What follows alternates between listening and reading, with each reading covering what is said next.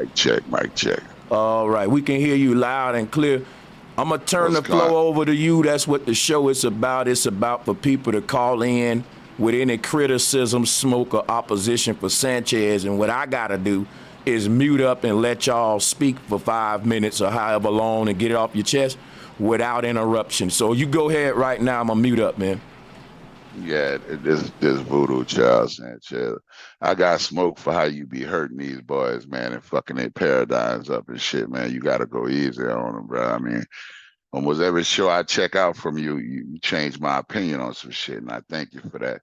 But my smoke is you gotta let someone make it, bro. You can't keep bashing their head in, bro.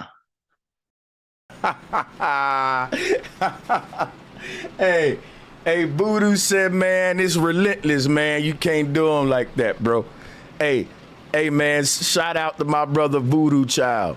Hey, Backpack Zoe, what's up, man? Let me give you a wrench over here. Shout out to you. Hey, man, y'all heard it, man. That's the brother Smoke. He says, Sanchez, be merciful. They still our brothers. Hey man, it's a rare opportunity, bro. We got a lot in common, but you were the first dude I've ever met in life that's been able to change my perspective on some shit that I thought I was locked in on. And I commend you for that because it's nothing but growth on your show. Because it been some angles you came at some shit, and when you started out, I was pissed. I was like, man, where he going with this shit? Like that last show, and I was amazed. I was like, man, this motherfucker is.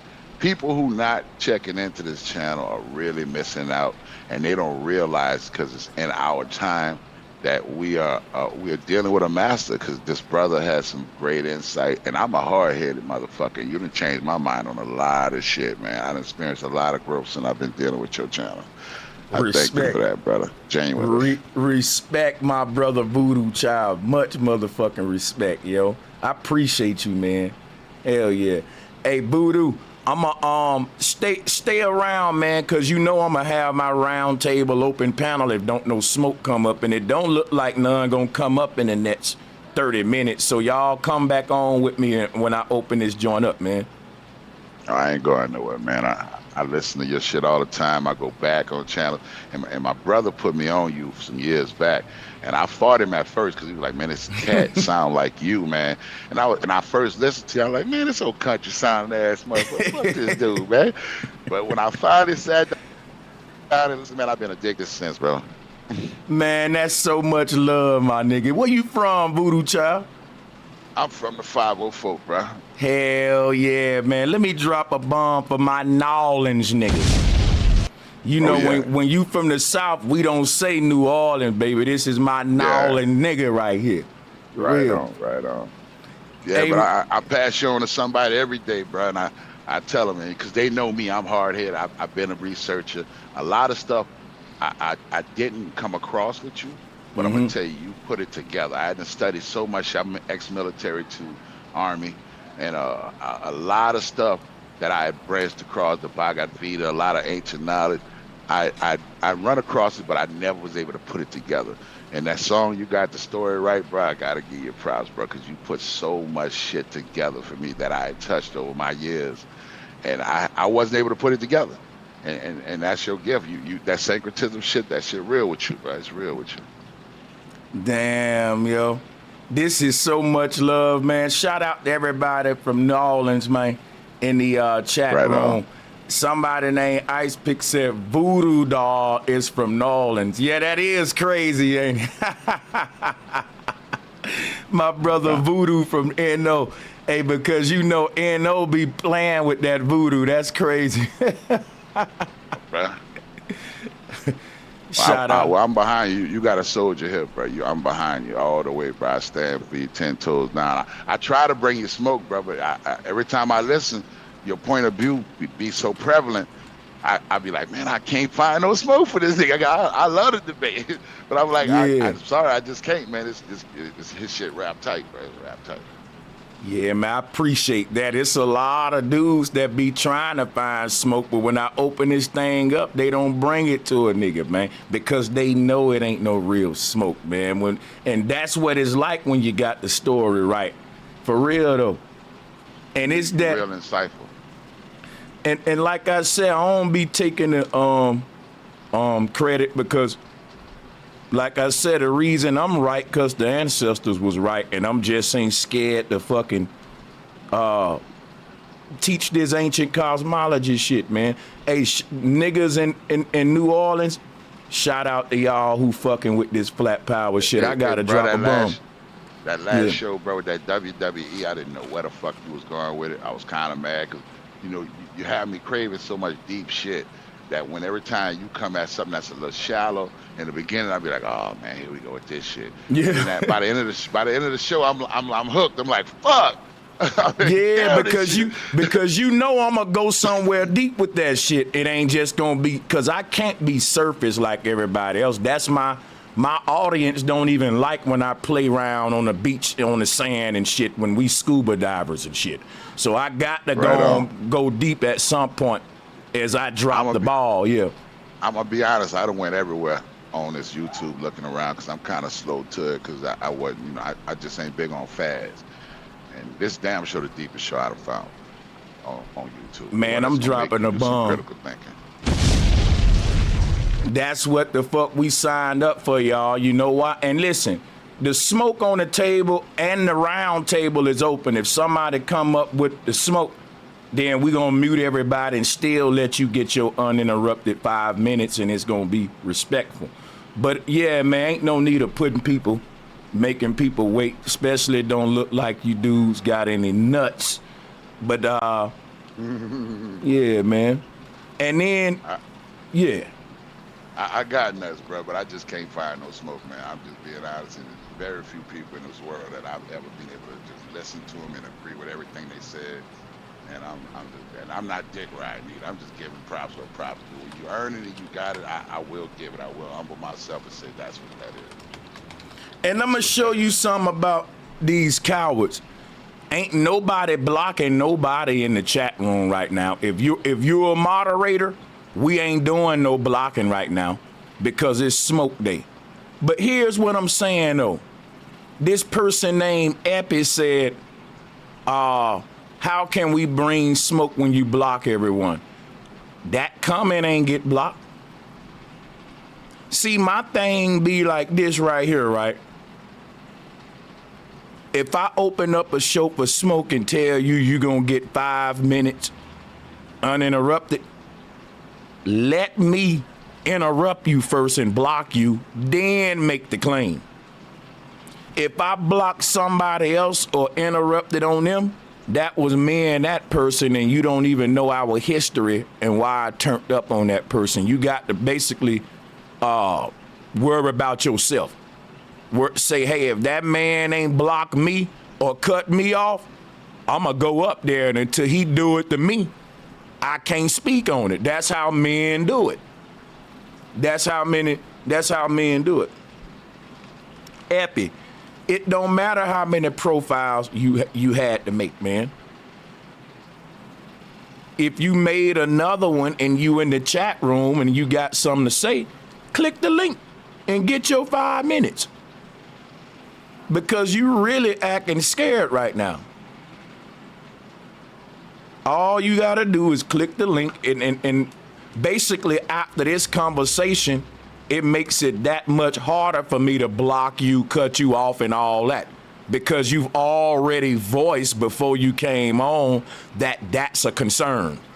So now if I do it, it's gonna look just that much bad on my part. If you agree with that, drop a 1 in the chat room. That this conversation Epi had with me is now going to force me to not block him and give him his uninterrupted time. Otherwise, I'm gonna prove him right. Otherwise, I'm gonna prove you right.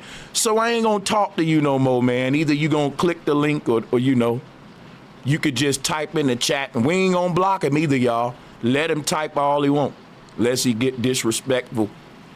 But yeah, other than that, man, we gonna keep it on moving. I'll entertain the chat room as well. It said, bear people talk shit about Sanchez and his teachings, yet none of them can prove shit. Isn't that right, Stephen Stuckey? That's right. A goddess NRG said, don't block me in the chat and expect for me to click the link. Nope. Well, far as I see, ain't nobody been blocked in the chat, so let's go on drop a bomb for that. But it do look funny that y'all keep on coming in here talking about getting blocked and shit, and ain't nobody blocking y'all. We just waiting on you to hit the link like that. Acting scared as hell. You really acting scared, I ain't gonna lie. Hey, Flat Earth Trini sit there in a super chat and said, Sanchez, what was the name of that movie on Tubi that the lady produced on the last show? That lady name was Kitty. And the name of that show, well, excuse me, not show. The name of that movie that she produced was Meet the Snows. Meet the Snows. For sure. I'm gonna have to holler at her too so we can talk about making Flat Power the movie. Flat Power the movie. The fucking documentary, the legend behind the controversial, infamous motherfucking Flat Power, the black sheep group that everybody know but don't talk about. Yeah, man. Yeah, so yeah, but it's Meet the Snows, man. It's Meet the Snows. So yeah, man, I see y'all in the chat room saying this, saying that, but if you don't click the link, we just gonna ignore you. We ain't gonna even block you, man. Said when I get home at midnight, I'll talk to you. Yeah, I won't be on here then. Yeah, I won't be on here then, man. Yep, I won't be on here then. Shout out to Citizen, man, Peabody Grind, to Key Love in the motherfucking house. Appreciate y'all tuning in. Yeah, man,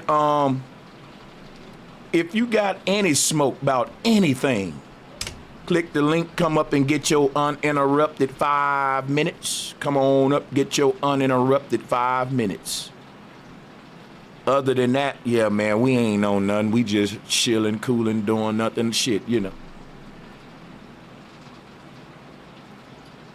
Epi said, am I scared? No, man, it's just that if I stay on here to 12 o'clock, bro, that's gonna be like 8 hours. Let me see. 6, 7, 8, 9, 10, 11, 12. Yeah, man, I don't think I'm gonna be on here for 7, 8 hours, Epi. But I tell you what, you can email me and we'll just have to set it up whenever you get time because, yeah, I ain't gonna be on here that damn long.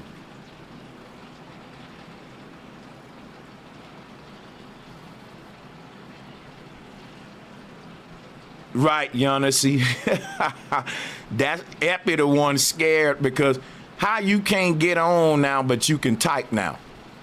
Everybody know that it's harder to type in the chat room than it is to just talk through the phone. So if you at a job, if you working, I don't know how you working and typing all this stuff with your hands. See, but if you hop on a call, you can be hands-free. So you clearly scared, man, so stop it. Like, you trying to get yourself blocked so you can say, see, he blocked me. Look at what he did to me. Target Whitman said, I donated $25 on your Cashapp, bro, Sanchez. Let me motherfucking clap it up and drop a bomb for that, Target. I appreciate you.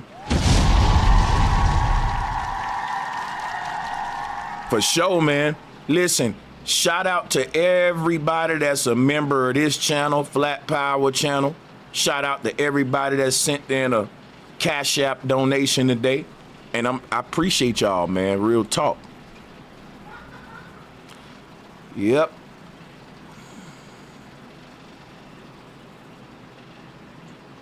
Ripple Man, Irene Montana, what's good to y'all? S Pun Chess, what's good, man? Yeah, Flat motherfucking Power. Yeah, anybody, and you got a lot of folks with smoke on that Flat Power. Yeah, man, Flat Power. It makes more sense than Black Power, White Power, and all that shit. You literally can empower yourself knowing the earth flat, but you can't empower yourself knowing I'm a black man. See, that don't give you no power.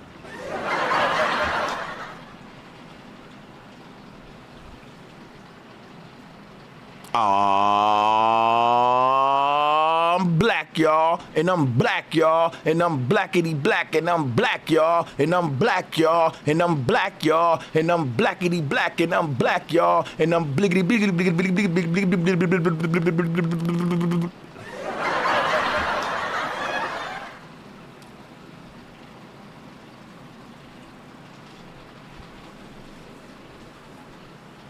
Over here, Birmingham, England.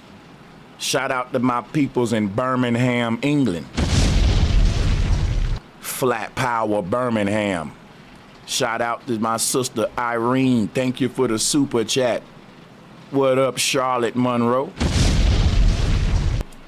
Buffalo by Lake. What up, Flat Power forever. Damn right. Shout out to TJ. Shout out to TJ. Yeah, man. Jesus can too. You know I'm a fool. You already know it, man. You already know it. Hey. Margaritas out the class. I'm so jealous. I can't even drink. I can't drink for a minute. I'm detoxing. Nah, they don't know nothing about CB4. Flat Power, wake 'em up, bro. Let's go. Salutes to D. Allen Warren. Thank you for the support, bro.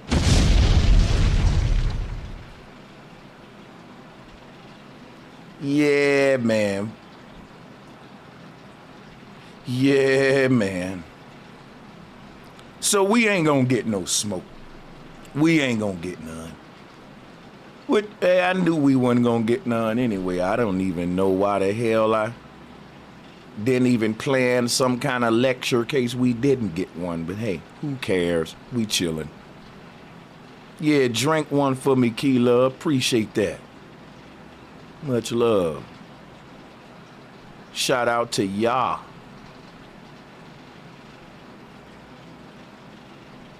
Ya, ya, ya, ya, ya. Ya, ya, ya, ya, ya.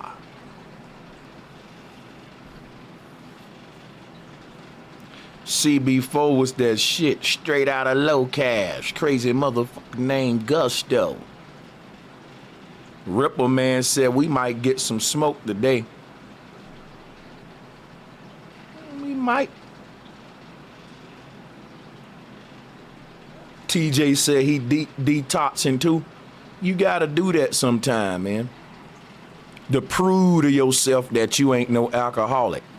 Because when I find myself drinking every day, and then when I be waking up drinking and shit, and I know I'm not alcoholic, I'll be like, you know what? I'm not drinking for a week. Just to keep control, like, hey man, cause I don't need that shit, just to show myself, like, this ain't no addiction. You gotta do shit. So, you know, sometimes you gotta pop out and show niggas. You know what I'm saying? Sometimes you just gotta pop out and show niggas, man. Feel me? You gotta show the alcohol like, yo, I do this. You don't do me. Like, I don't need your ass for like a week. And I drink when I get ready. You know what I'm saying? You gotta prove that to yourself sometime. When you get a little, you know, doing something too much there. And it feel good after a week when you pour up your drink, don't it, TJ? Like, yeah, see, motherfucker, I told you I'm the man. I reward myself with a drink. Know what I'm saying? That's called discipline, baby. What up, Von Fetty? What's up, brother, man? They like Sanchez be playing all these little weird games with himself. Yeah, I be doing shit like that with myself, man. And talking to myself and shit. Like, nigga, you in control. You got this. You got this. Oh, shit.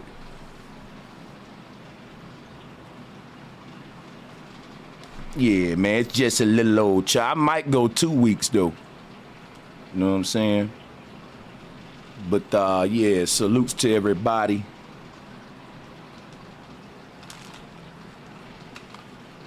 It's like working out, man. That shit be feeling strong, like on a spirit level, though.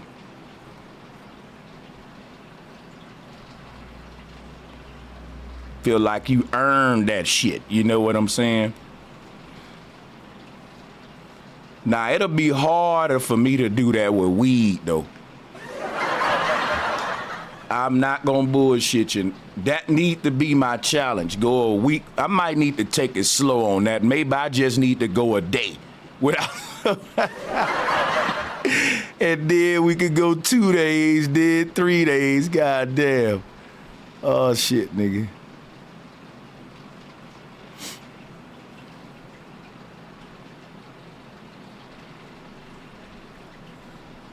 Rabbit Man said alcohol is poison. Well, check it out. Wine.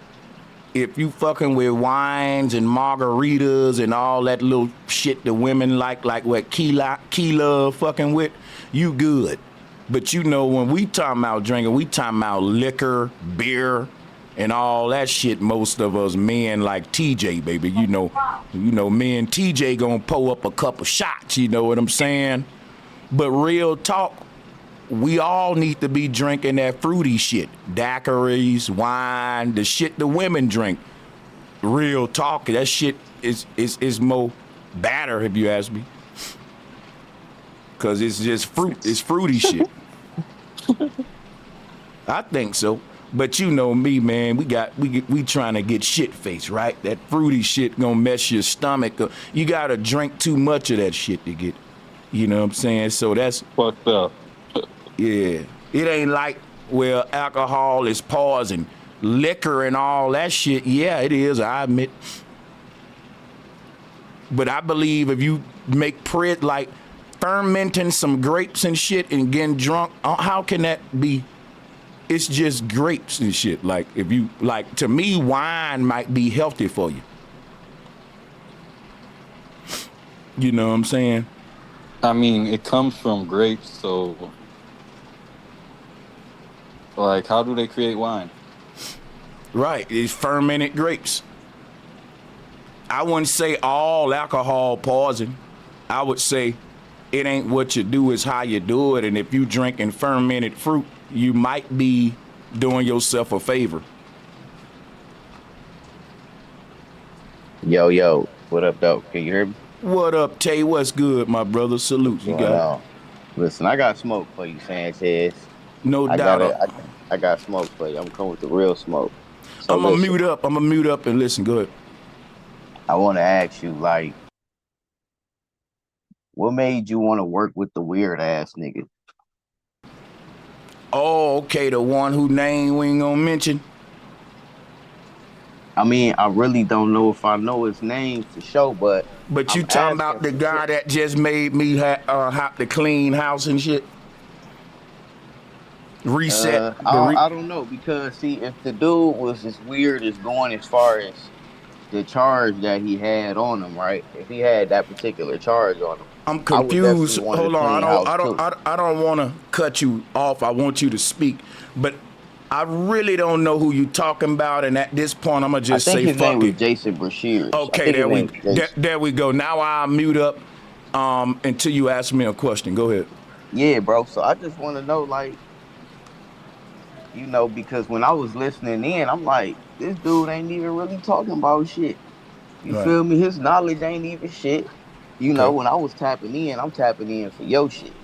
And I'm listening to dude, I'm like, this shit some bullshit for real. It really ain't nothing what I'm getting from dog. You know, just sound like a bunch of, like you called comic book bullshit, right?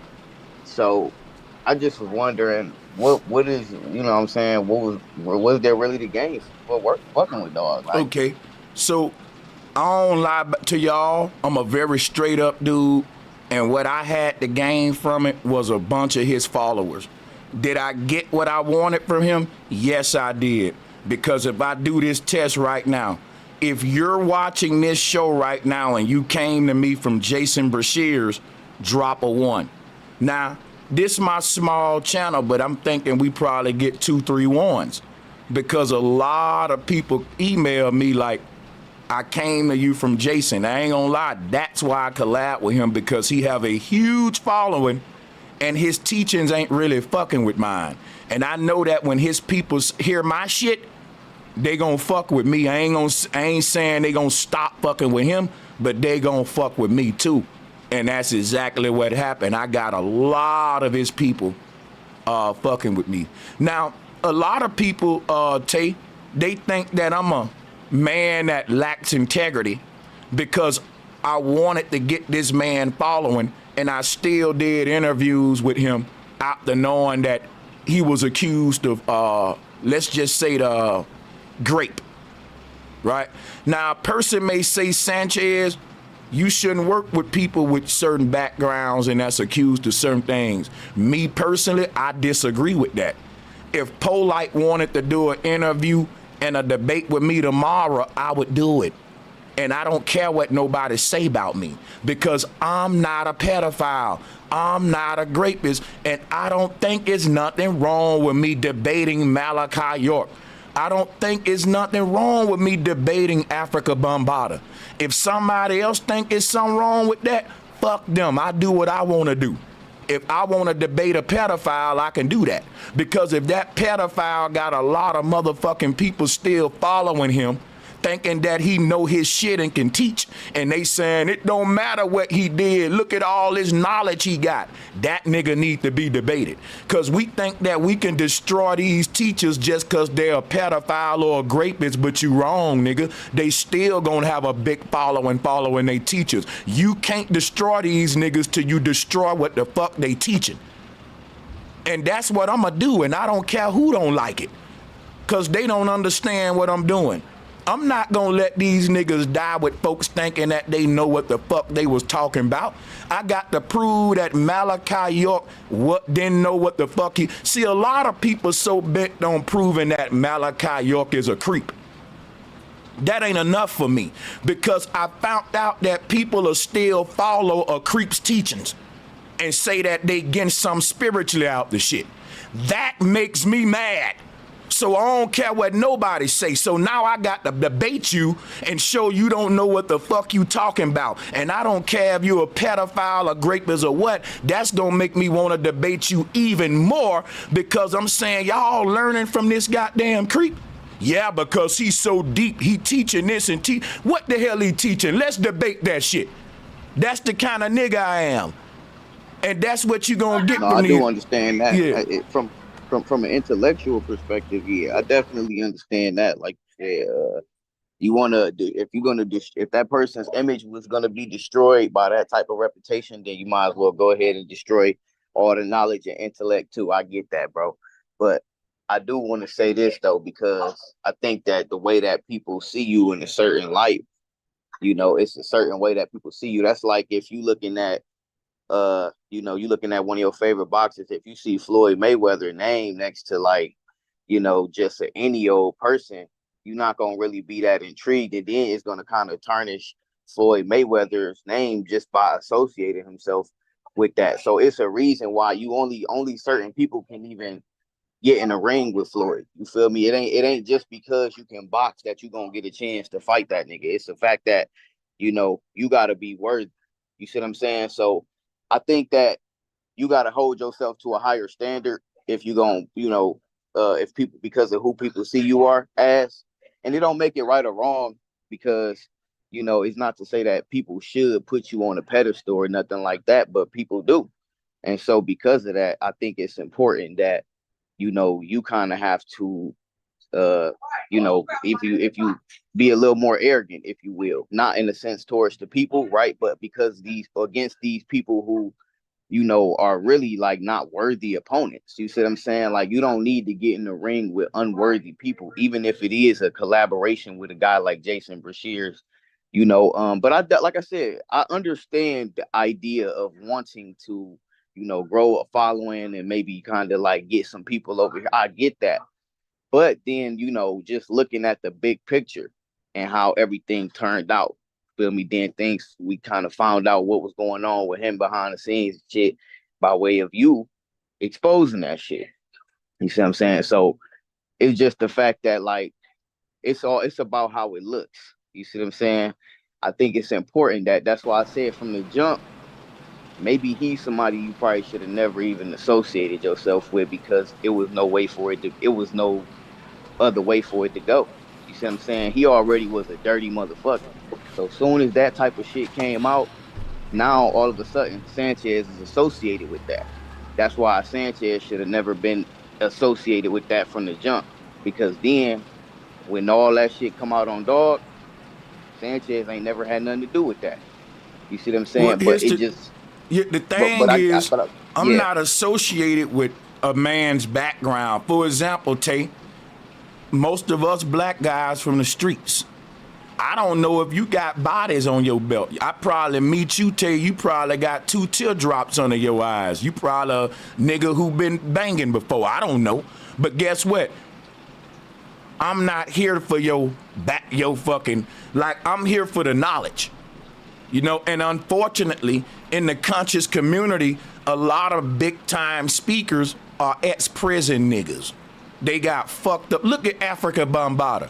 When people say I need to like have some sort of standards or something, I can't because I signed up to go into a community full of creeps, pedos, grapists, hip hop, satanic motherfuckers, drill niggas who would shoot your ass and then diss the dad. Like, these are the people I'm dealing with. These are like, I'm going into this community like Christ did. And then a person can say, well, Jesus, you shouldn't be associating yourself with all them sinners. But they actually love Jesus for that, but they hate me for it. Like, I don't know how it can be.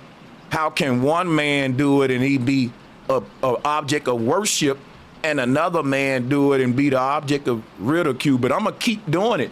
And somebody in the chat room said, what I'm saying ain't a good enough excuse. It ain't an excuse. It's an explanation to why I do what I do and why I'm gonna keep doing it. It's your own explanation, and that's fine. You know, that's all right. They can, you know, you can have your own explanation for that. Hey, let me ask you this real quick. Shout out to Troopy, DJ Troopy. I want to make a point he made. I want to ask you something. Do you think that the news channel are wrong for interviewing R. Kelly after knowing what he did, giving him a voice, interviewing him and all that? You think that, damn, they kind of stooping low now? What do you say about them in the same light?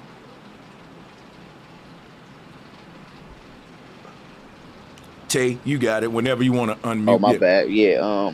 Well, this is what I want to say about that, because I think that, like, the news interviewing R. Kelly is kind of like him being on trial in court. You see what I'm saying? That's different. That's exactly what I would be doing in front of Polite. You know we wouldn't be cool, right?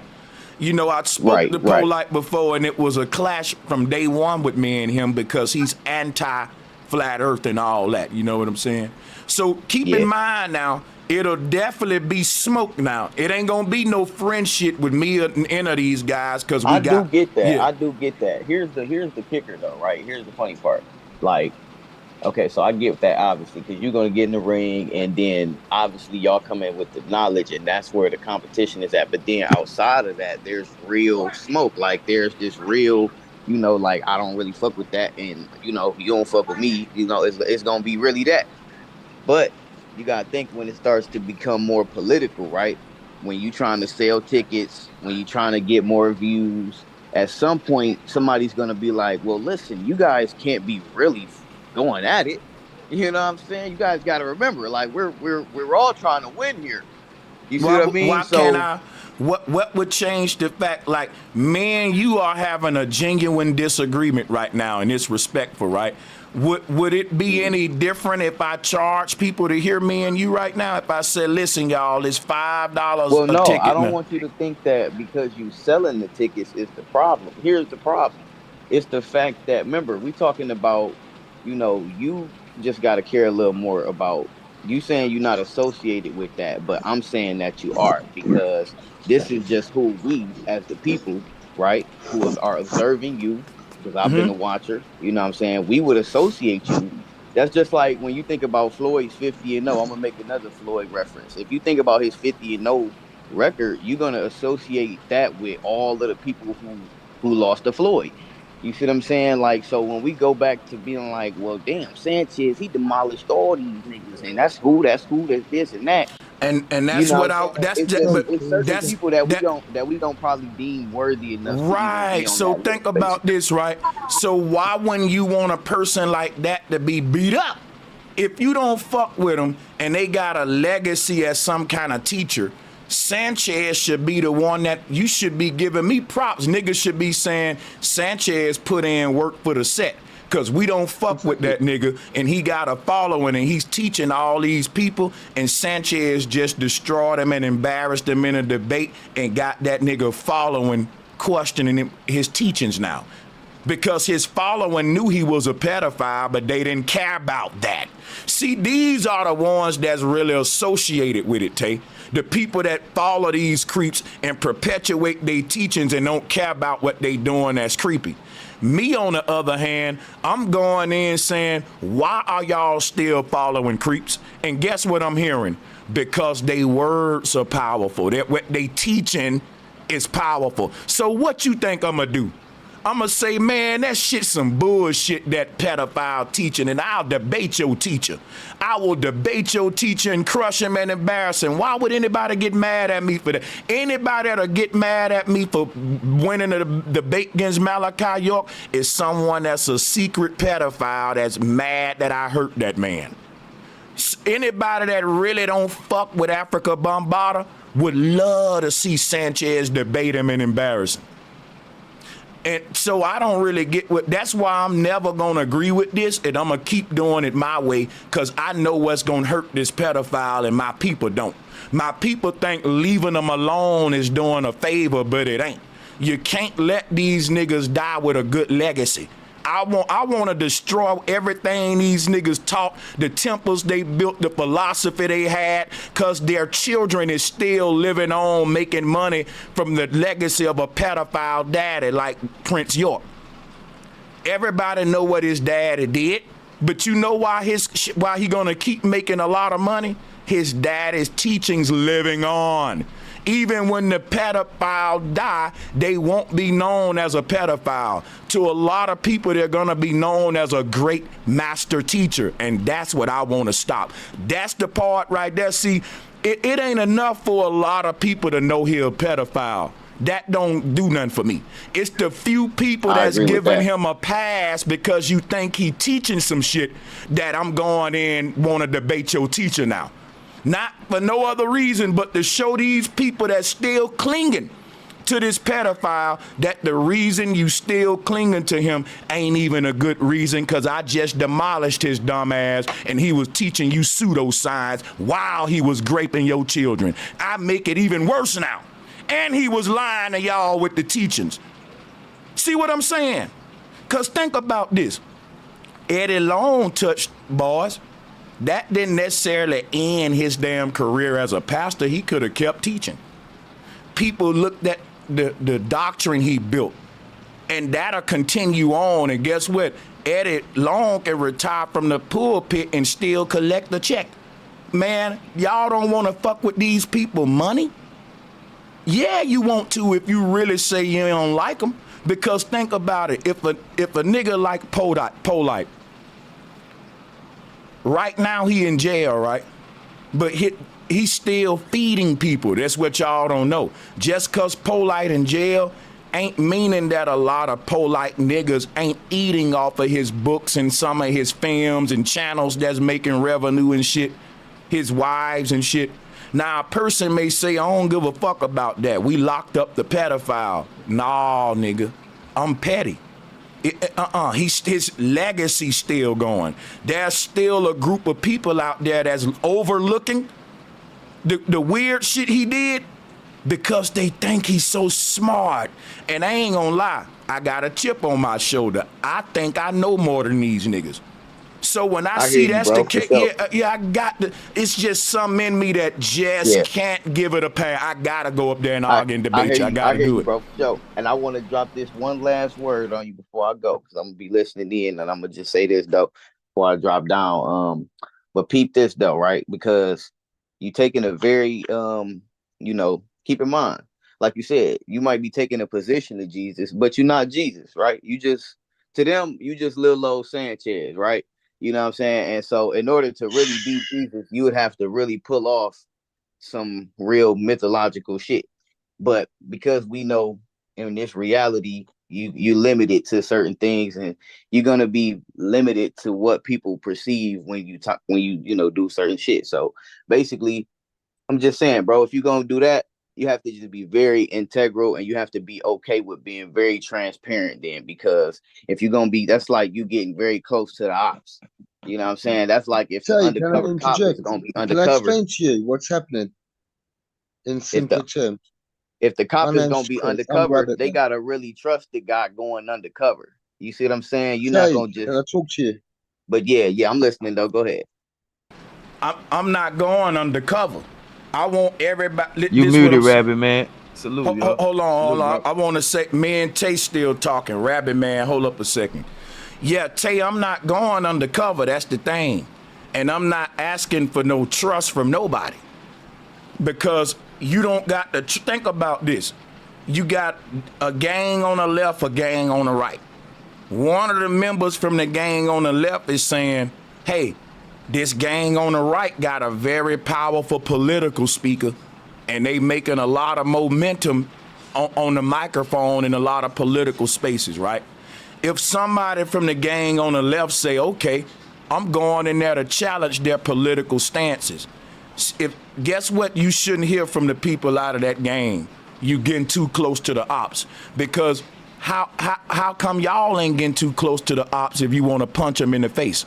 We just gonna stand over here and let the ops stand over there? See, people trying to act like I'm doing something wrong. I'm saying if y'all saying we with a certain team, or we using this community or gang example, what we doing, I'ma say it feel like I'm on a gang full of cowards that don't want to get close to the enemy, and I want the smoke.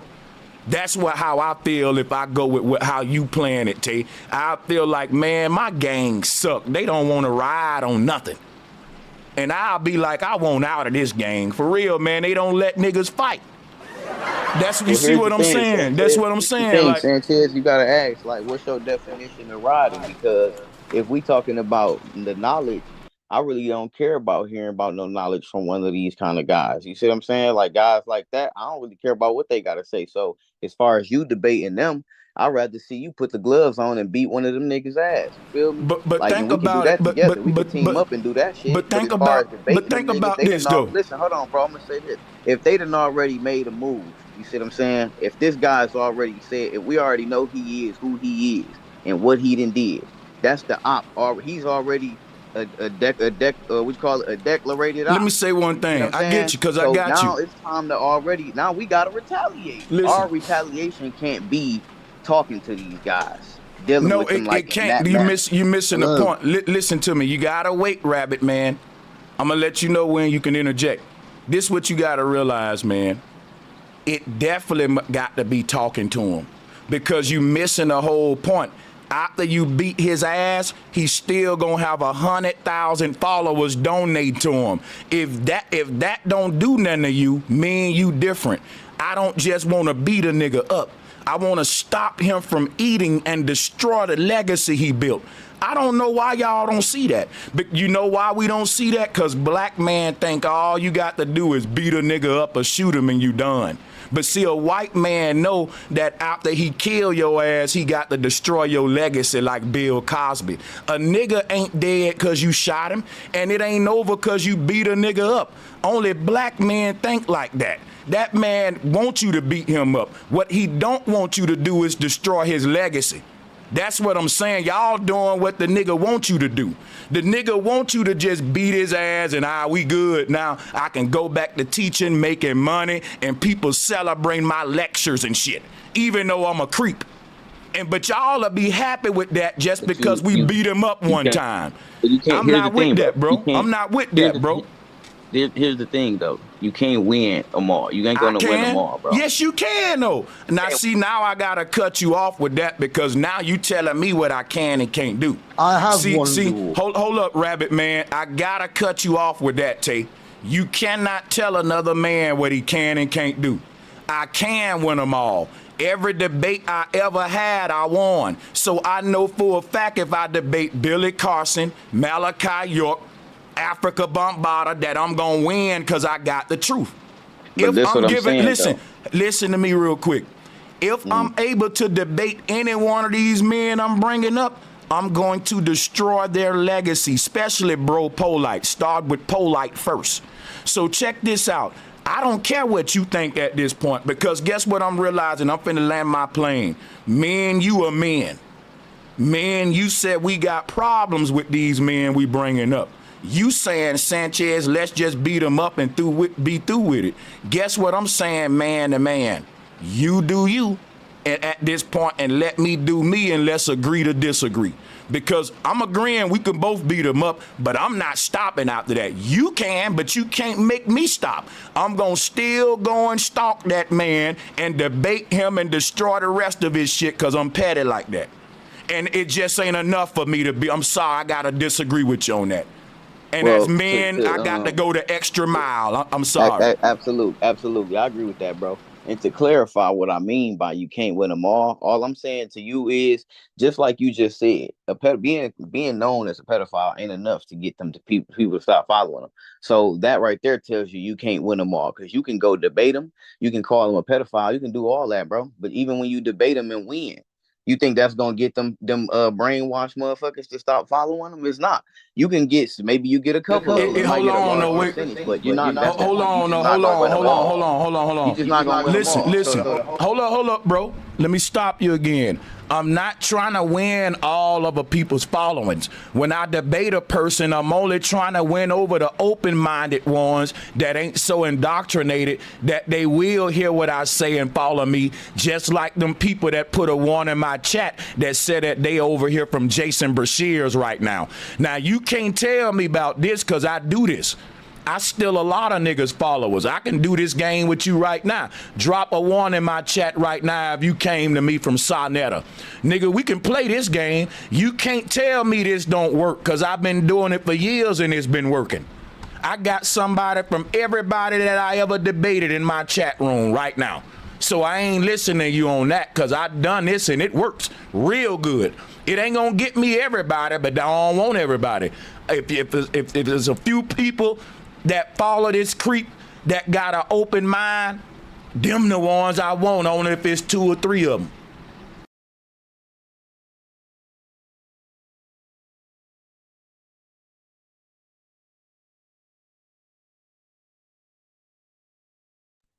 Yeah, no, that's Say, you don't definitely understand, bro, Sanchez. He doesn't want the whole world to follow him. He wants people of like-minded people to follow him. Is that making sense to you? That's for sure. But let me say this though. I'm just saying, right? Like, you can do Are that. you from a boule, or are you from a fraternity or something? You said what? You belong to any secret societies? Hell no. Okay. So listen to me. My name is I'm just a Chris. regular Okay. dude. Listen, let me tell you who I am. All right. I am the man who stopped Jimmy Savile, even though he was getting royal protection in London by all the royals. I stopped his name even being mentioned on TV. That's who I am. They protected him even till he died. He was one of the greatest pedophiles in England. All right, we got his name. You can't even mention it. He's like one of these terrorists now. Okay? If we can do it even after you're dead, we're not going to just finish you. We're going to finish your whole legacy. Don't you understand what Sanchez is telling you? We won't give you a chance to regrow and, come back to our next generations. Can't you understand that? Are you that dumb? And I yield the floor. Yeah, You can answer. me personally, I just would rather, But you're not disassociate myself. Sanchez. If you don't You said like what? what he's doing, you shouldn't. You should do your own show. How many people? But here's my thing. Here's my thing. A lot of men like Tay, that rabbit man, that say I'd rather just beat up a pedophile and leave him alone. They never beat him up. They never do that. So guess what it ended up being? I'd rather just disassociate myself from him. And when we do that, guess what us black men saying? We just rather not deal with the creeps in our community. Which is why I tell everybody, you can't say fuck the police. because the black man ain't gonna police his community. A lot of dudes say, man, why you debating a pedophile? And then I be like, bro, because this pedophile is some big teacher and everybody think he know everything. And then it'll end up the what Tay said. Well, why don't you just beat his ass? Why don't you? Because even after you beat his ass, I'm still gonna keep debating this nigga. It's just like this, right? Let's say Jesus was a real dude. They killed Jesus on the cross, but look how many Christians in the world today. They didn't kill Jesus. Jesus living on through your grandma, auntie, and all these Christians. That's what I'm saying. See, y'all don't understand that if a man got his own religion, his own cult, killing him don't mean none of that, man. Y'all don't know the mind of a cult leader. Why? Because y'all ain't never built the following. That's what I'm telling you. If a person kill me, that don't mean shit to Sanchez. But nigga, if y'all turn all my followers against my teachings, that'll fucking make me turn over in my grave. Nigga, that's death to me. Death to a nigga like me is all of my teachings being desecrated, my followers turning on me, my research being proven that it ain't shit and I'm being debunked. Nigga, that right there will hurt me more than somebody beating my ass, Tay. And because I know that, that's why I'm saying, nope, you ain't doing enough to this nigga. And you may think you doing enough because you ain't built no following. You ain't never built your own. I'm telling you, a nigga like Malachi York don't care if you kill him or beat him up. What really gonna fuck him up is everything he built with his life, you destroyed. That's death to him. All men don't die the same. All men don't die the same. That's So what a you good stopping point. Sanchez doing that? Because I introduced Sanchez to Martin Liedtke from British Flat Earth in Wales, okay? And Jason dragged on to the show and got introduced to Sanchez. I was following Jason Bushes. As soon as I found out he was a paedophile and a graper, you know, I don't even listen to him. I know he's got a lot to offer, but I don't want to know. Simple as. Right. And so, you know, as far as So I have to thank Sanchez for that, for putting me in the know. I don't know everything. Yeah. I learn something every day. Right. So let me give a shout out to my nigga Key Norfolk on the motherfucking call too as well. You already know. Hey, salute, bro. Much love and respect. Hey, Tay, I got a question for you, man. Now, when you watch a boxing match, do you do an extensive background research on these boxers? Because I know you mentioned who get in the ring with Floyd. Do you know anything, any history on these boxers? Because I know a couple of them, and I'm gonna tell you, you just didn't go into it, and this is some shit that content creators have an issue with. You see, they starting to do this in rap. Kendrick Lamar took the approach of let me answer what's your going question, on the internet. Yeah, go ahead. Okay, yeah. So if we're gonna get into background and history of the person that's, you know, said interest or whatever, then we have to talk about basketball because that's my preferred sport. But as far as boxing go, I will tune in. I only use that reference because it just made sense. But if we're going to talk about, we could have still made the same reference with, you know, any NBA player, right? So if we're going to go about when you talk about if you have an interest, I got an interest in basketball. So when we talk about who I'm looking at the time, I'm looking into who I'm watching. Yes, I do that. Hold on, I got one for you. Everybody can relate to the Kendrick Lamar versus Drake shit. Thanks for bringing that up, Key Norfolk, because look, if we go by what Tay saying, Kendrick Lamar shouldn't even be dissing Drake. He should disassociate himself and not make no diss songs about that man. Now, if somebody say that, guess what I'm gonna say? Nigga, you protecting Drake. How is that? How are we saying that Kendrick Lamar dissing Drake is Kendrick Lamar associating himself with a pedophile? Yeah, associating himself just enough to destroy that nigga's career. Shout out to Citizen Man joining us on the call. I hope that hit home with Tay because this was a recent rap battle. Yeah, definitely. I mean, you know, okay, I understand the reference, right? But here's the thing. That's an open straight up, we all understand them two guys are going at it type of diss, right? So in the sense that Drake and Kendrick would have been featured on a song together, we would have thought them guys was working together. You see what I mean? Like, so that, like, it's two different kind of, we talking about two different things here. If I'm associated with, if Kendrick was gonna be dissing Drake, I'm sure he wouldn't be doing that on the same song as Drake. So here's where you've been. Hold up, this is where he been disingenuous at, right?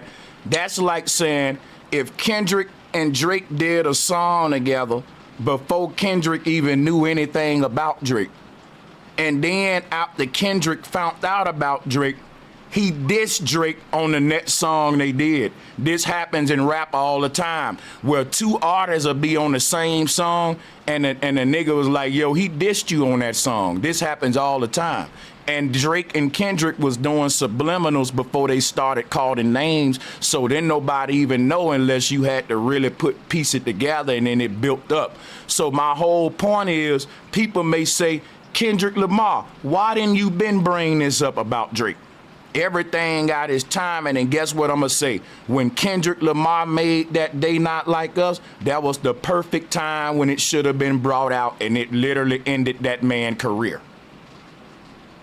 It ain't, you know what I'm saying? He did it the right way. So my thing with me bringing that up is, when I found out about Jason Breshears was after my first collab with him. Right then, I had the option. Do I want to still do collabs with him? Guess what? I did another collab with him. And that was the collab where me and him fell out with each other. I went into that collab looking at him differently after I had this information. And then I went into it like, look, I'm not going to bring that part of his shit up like that. But if I disagree with the nigga, I'ma fucking say what I want. Like, I'm not finna ride the nigga knob or nothing. Like, I'm not finna give him red carpet treatment no more. And if some shit pop off, I'ma expose this nigga.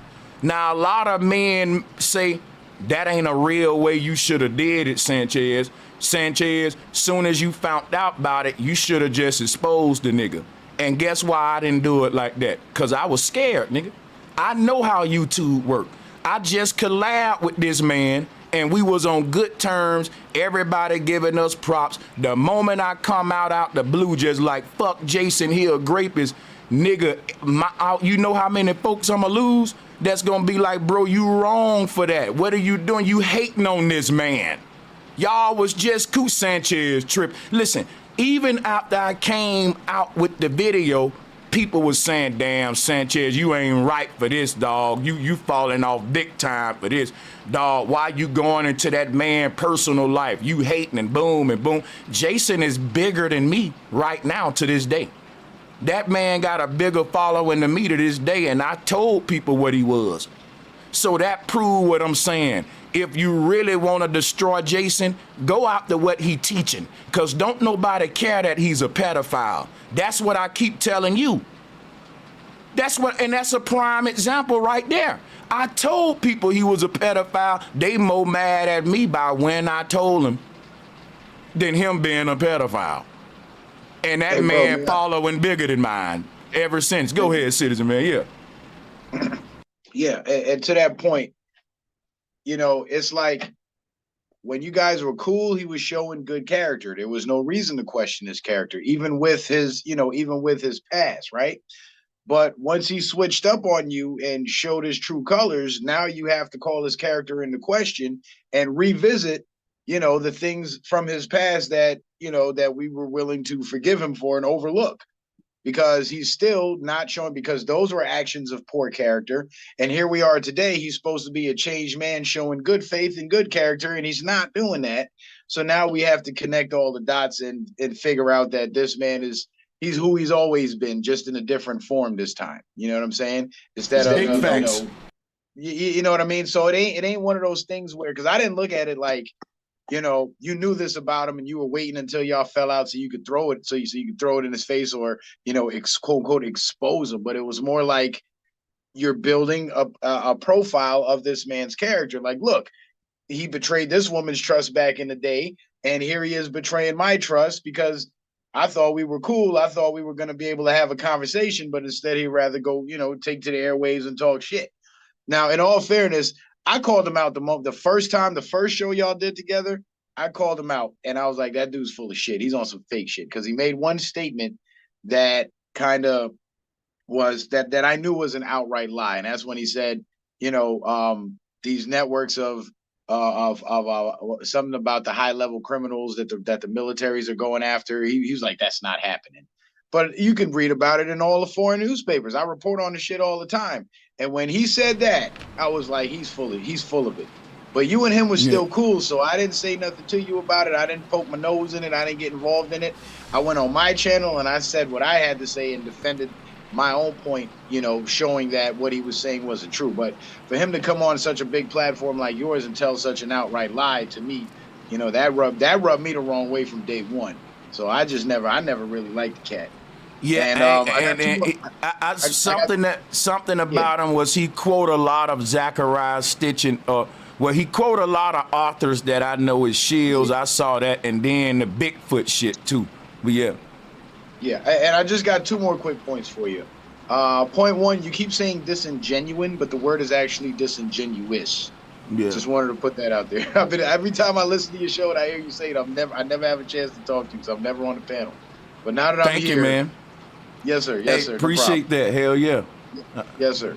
And the second point is, I was on Kendrick Lamar's side in the Kendrick Lamar Drake beef until I was watching the Angry Man show, and he pointed out the fact that one of Kendrick Lamar's diss songs, he took a whole verse from some other freestyle battle rapper that's unknown, and the video is all over Twitter now, exposing him for plagiarizing that man's verse. And I don't know how you guys do it in Bama, but where I come from, in a rap battle, if you're not spitting your own lyrics, that's an automatic disqualification. So in my eyes, both of them are lame. I'm gonna say this real quick. If this kind of, I'll give Kendrick a pass if he took a verse from a nigga. I'm gonna tell you why. Because this wasn't no typical battle. These ain't just no lines about my flow better than your flow. This is really, nigga, you are a creep, a pedo. We got receipts on your past. Let's talk about how you grew up. Now, I ain't gonna lie. Kendrick Lamar should have gave that man credit if that's the case. But I will say this, ain't nobody gonna really trip on it because people is just so tired of Drake. And if somebody wrote that and I think the foul shit with Kendrick Lamar is pay that man, give him his ghostwriter bag and use that shit and use it, yeah. And give him his bag, yeah.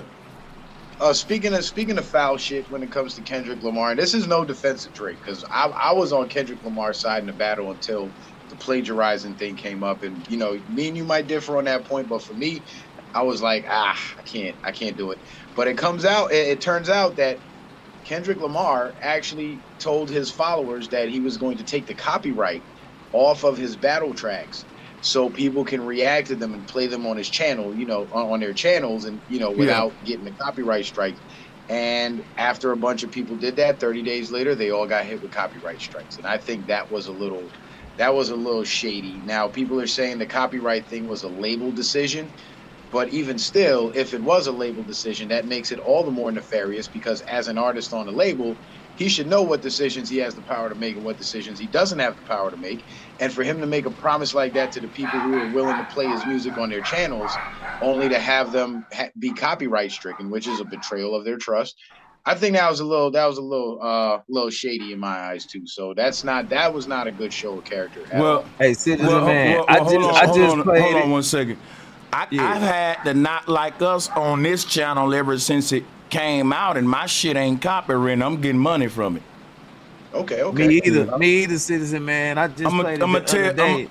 I'm gonna tell you why they getting a copyright strike, right? If you don't download the version that's on Kendrick Lamar's YouTube channel, you might get struck. You got to get it off. Yeah, you can't go to somebody's channel that got it from his channel. You gotta go directly. Yeah, other people was uploading it, and those channels were playing the uploads rather than from. Okay. I see what you're Yeah, saying. he kept his word because they won't I play it take in that certain back. places. Yeah, he kept his word. But but he do need to give homeboy that ghostwriting money though, because that nigga killed Drake. If that's that shit. Hey, listen, that's one of the greatest disses in history, nigga. Plus, if he's gonna play the us card and make it a we thing, then we should be supporting each other. So if you use that man's lyrics, then you should do what's right and at least give him his credit. Yeah, I will say that about it. Yeah, That I didn't part. like that, man. Because I know Kendrick is a better artist than that. So that was some lazy shit. He didn't have to. I don't think. You know what it is, citizen man. Sometime a nigga will hear a verse that's so fucking fire.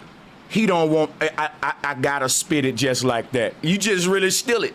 Like I'm gonna tell you, it's like you don't rearrange it. You don't do none of that. It's like as is, man. Like, and if don't nobody really know who you is, and I'm popular. Damn, and I'm battling this nigga, and you really went in on him. Hey man, listen, I got to put this on the forefront. But my thing will be, I will have to go to this little nigga and be like, bro, you killed Drake on this shit, man. How much you want for it? How much you want for this verse right now? And when I pay you for this shit, you can't say nothing else about it. That's the ghostwriting bag. He would have been like, hell yeah. Shit, nigga. That would have been a better way to go about it. And then they was doing that shit so quick. You got to think they was hitting each other back and forth like every 3, 4, 5 hours. Like, see what I'm saying? It's like the Heart Part 6 and shit like that. It was so fast that he probably heard that shit real quick, and not giving them an excuse or nothing. I'm just saying, like, a lot of this shit didn't happen right then, but as we're speaking right now, the things that we discredited them for are probably in place. It just took a little time, man. You know what I mean?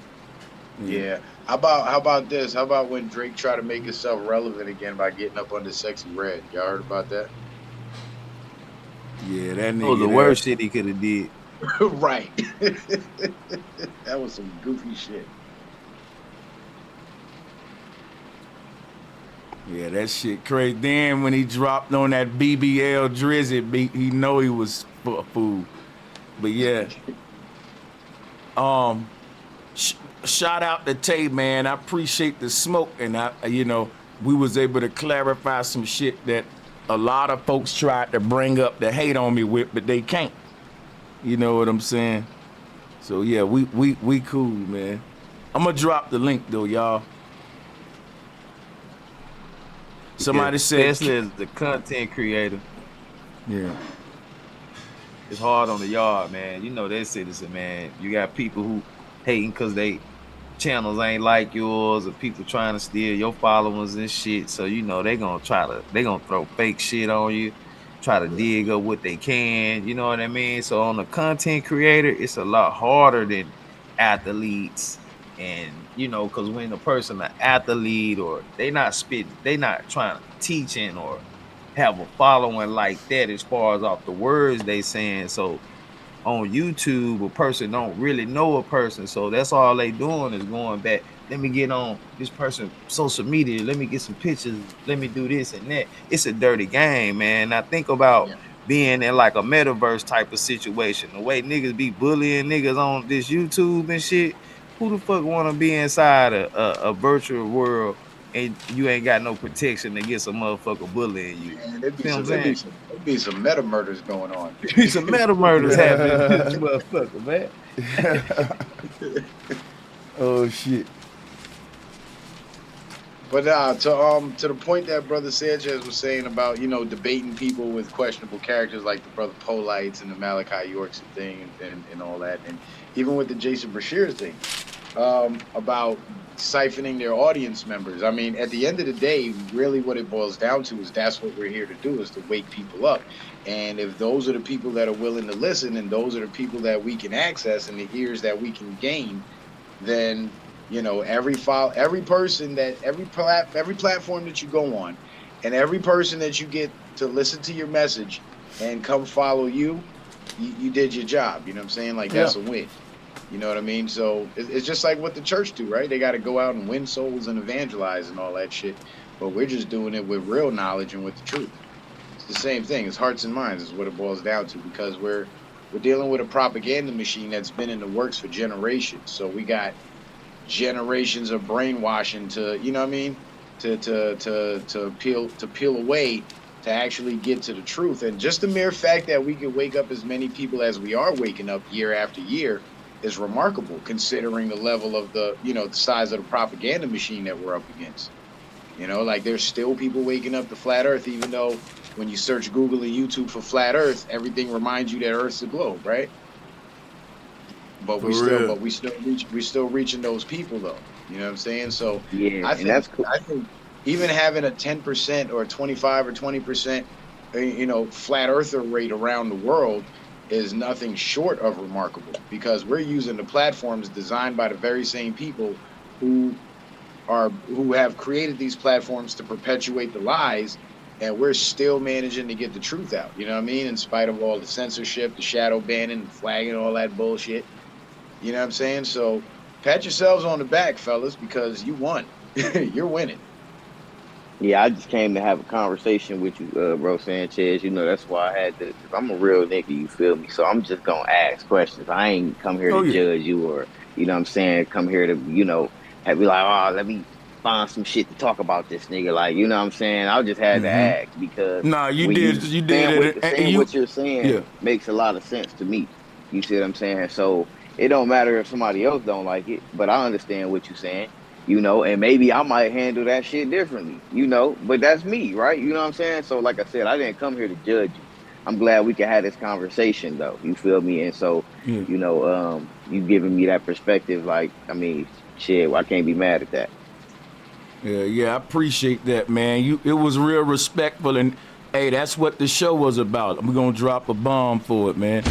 And that, I mean, anybody else in the chat room that want to come up and build about anything, y'all can do the same. You see as much respect, man. We ain't turn up or nothing like that, you know. But Now, we can't get into that flat earth smoke. No, I'm just talking shit, though. Flat power all day, man. Flat Power, I was just gonna say your thumbnail, man. You know, but yeah, damn, what else? Yeah, we flat power, baby.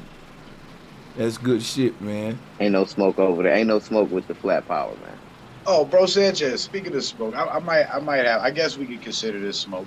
When you were talking about the Sabine, whatever her name is, video talking about flat earthers scare her, and she was making the point that flat earthers claim that if the globe, you know, if Earth was a globe, all the water would just run off the bottom.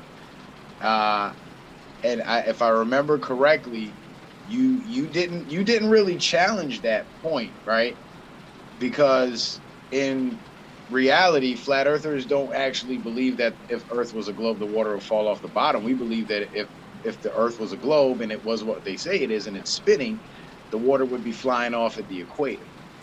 So I just wanted to get your thoughts on that particular point. Do you remember that particular section of the video when she said that? And Yep. what your response to that was? Yep. I basically went to the whole concept that flat earthers assume that on a globe, because flat earthers don't believe that all the water gonna fall off the globe like that. We believe what they taught us about the globe, and that's what we debating, which is that gravity is pulling it all towards the core. And that's when we make the argument that if gravity can make the water hold the shape of a ball, you know, by pulling it toward the center, how can that same force don't you know, pull the bubbles that's rising up in the ocean, for example? And then that'll open up an argument with them about, you know, they got a fancy way of saying basically that gravity is selective. It only pick on heavy shit. It don't like to pick up small stuff. You know, it basically, and there's so many words they go into that. But yeah. Yeah. And I love how they always show the psyop images and use these straw man arguments, because that whole argument about flat earthers believing that the water is gonna fall off the bottom of the globe, like, no flat earther believes that. So that's a straw man argument. You know what I'm saying? Like, I hate when they do that. And the image that she had on the I guess it was the thumbnail photo or something with the flat disc floating in outer space. They love using that. Yep. But they're lying to their audiences because they're not giving them the true flat Earth model. Because in the true flat Earth model, there's nothing floating in space. There is no space. And see, if they give them the true flat Earth model, people will see, well, damn, this is Nut and Geb. This is what now there would be directly debating the ancestors. And people but you can't directly debate the Mayans and the Egyptians while also putting them on a pedestal and creating mysticism around them. You know what I'm saying? That'll be so contradictory. Like, wait a minute. We're openly debating, we saying it's the whole mystery of the pyramids. Like, how did they line these pyramids up with the stars? And if you laughing at the idea of flat Earth, then that creates the mystery of how. Like, they did it because they knew the Earth was flat, and it ain't no big mystery that y'all trying to make it. So on one hand, we gonna laugh at their cosmology. On the other hand, we're gonna marvel at their architecture and act like we don't know how it's built that way, when it's really because the thing we laughing at about them. Right. Right. Because if they were to put a real, instead of, and they always put these shills to tell their audience what flat earthers believe, which in itself is disingenuous, because if you really genuinely want people to understand why flat earthers are flat earthers, then have a real flat earther on your platform. And they never ever do that because in my opinion, I think things will make too much sense. And then people are gonna, like you said, the mysteries are gonna start to be answered, and they're gonna have no choice but to accept flat earth, because it's the only thing that makes sense, at least compared to the globe. And that goes back to, like, if we gonna censor flat Earth, let's censor it. Nobody talk about it. Nobody. Right? Not even the like, you censor flat Earth, but you basically censoring flat earthers from speaking about flat Earth, but everybody else can. Right. And not get censored. So they're censoring flat earthers, not censoring flat Earth. They're disparaging flat Earth while censoring flat earthers is what's going on. You know, it's like the defense. It's like the defendant in court is getting hammered by the prosecution, and his defense attorney isn't even allowed to enter the courtroom. And that is some anti-American, anti-constitutional shit that they let it sit by happen. It sure is. It's disgusting. And I always, you know, I'm more on the conservative side of politics, and I always get mad when I hear people, you know, cry about the censorship. So I'm like, don't fucking cry about that shit now. Because when they were censoring the flat earthers and we were saying, hey guys, what about our freedom of speech? Y'all didn't give a shit. Right. Then as soon as y'all start getting censored, then all of a sudden we're having congressional hearings and shit. Like save that bullshit. You don't believe in free speech because you didn't believe in the free speech of the flat earthers. Yep. And attack and now you watch wars and now you mad. These are facts, man, for real. And an attack on anybody's free speech in this country is an attack on everybody's free speech. Y'all as ought to learn that as Americans. Even if the person's saying something you don't like. But you know why this is happening, y'all? Because Americans ain't tough no more and ain't got no thick skin and words hurting everybody, and they want mama and daddy to come motherfucking step in and police us some more instead of, because what I don't like, you censoring people, but that's why we made knobs, man, so they can change the station. How you gonna censor somebody? They don't gotta listen. They can turn them. So instead of them saying, listen, they got the freedom to say what they want, and you got the freedom to listen to what you want. You don't gotta listen to them, but they just gonna silence you. So that's some bullshit, man. Yeah, it's like people forget with freedom of speech. There's also freedom of assembly in the First Amendment. And freedom of assembly is basically the right to associate with who you choose to associate with. You're not forced to participate. You're not forced to watch anything. So why is what I'm saying so offensive to you? That means you just want a problem. Because you're here entertaining what you see to be a problem. Yep. That's why I never get the people that come into the chat rooms and they be like, oh, this is stupid. Oh, he's a shill. Like, why are you watching me then? What if I'm all this and you're watching my show? What does that say about you? And it's like people forget this part. They miss that part. And see, and for these people to get around the Constitution and be censoring folks, they gotta label you. And they say that's what a whole you're dangerous, you're a threat. Why is that? Because you're denying science. Now listen, why don't I got the right to deny science? It's freedom of speech. This America, I can't deny science. Terrence Howard can deny math around this motherfucker.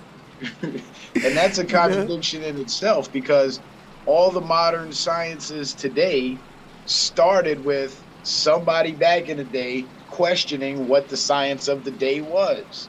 And that's how they got to where they are now. Whether the answers to those questions are true or false, that's how it changed. Because there was a time when everybody, including the royalty, accepted flat Earth. Somebody decided to question flat Earth and come up with something else, you know? So why is it so bad that we're now doing this? That we're now doing the same thing that they did? Yeah. That shit's so crazy. She And admitted, the labels, man, the labels is what makes it, what officially makes it a religion. You know, the part, go ahead. Yeah. No, I was just going to say, because of Christianity, there's sinners. In Islam, there's infidels, you know, that type of shit. So when it comes to science, there's the deniers. Yeah, these are why people don't hear why I said this science is a new world order religion. What's so crazy about it, a few years ago, we all was in this same conscious community about a decade ago, and people was like, in the near future, or you know, in a few years with the new world order, they gonna have a one world religion. And people don't see that scientism, science as it stands, is that one world religion. Even Hillary Clinton said, I believe in science. And then what ought to let you know that science is the new world order religion? You being science denial is like a Christian saying, you don't believe in God? That's like a person saying, you don't believe in science? No, because science ain't nothing you should have to believe in. That's a religion of scientism. Science is a methodology that make you either prove something wrong or right, but ain't gonna be no belief involved. And so the fact that on that video, Citizen Man, something very damning came out of her mouth, and she's a physicist. She said one of the reasons for the emergence of flat earthers and groups like them is the fact that most of what we've been taught in modern science today, the average person just can't verify it. She admitted that. She admitted that. Yeah. And I mopped the floor with her when she admitted that, because that opened up a lot of can of worms. Yeah, I heard that part. I was listening to that. But changing gears though, I heard you mention the ghost cities of China the other day, and you didn't really seem nobody on the panel, and this is no offense, this is all due respect, nobody on the panel really seemed to know the backstory behind the ghost cities other than these cities exist. And if you allow me a few minutes, I can actually tell you how that came about. Go ahead. If you guys are interested in hearing that. Yeah, for sure. I'm gonna mute up. All right. Well, it all started with NAFTA, the North American Free Trade Agreement, and there was a couple other trade agreements signed between Bill Clinton, well, Bush 1, and China and other countries in the region. Clinton expanded it. Obama expanded it, and what it amounted to was what happened in Detroit when the big motor companies moved out of Detroit and moved to other states and moved out of the country. And a lot of American manufacturing, this is why those factory jobs don't exist anymore, because a lot of American manufacturing companies were being bogged down by the high taxes and the regulations and the fees here in America, and it ended up being cheaper to produce their goods in China and have them imported back into America. And in doing so, as these companies were moving out into these foreign countries and these trade deals were being expanded, China decided that they wanted to have all the manufacturing in their country. So what the Chinese government started doing is they started buying up a lot of their farmland. That's why they're over here buying farmland now. If you go look it up, they're buying millions of acres of land of farmland. Them, Bill Gates, and a bunch of others.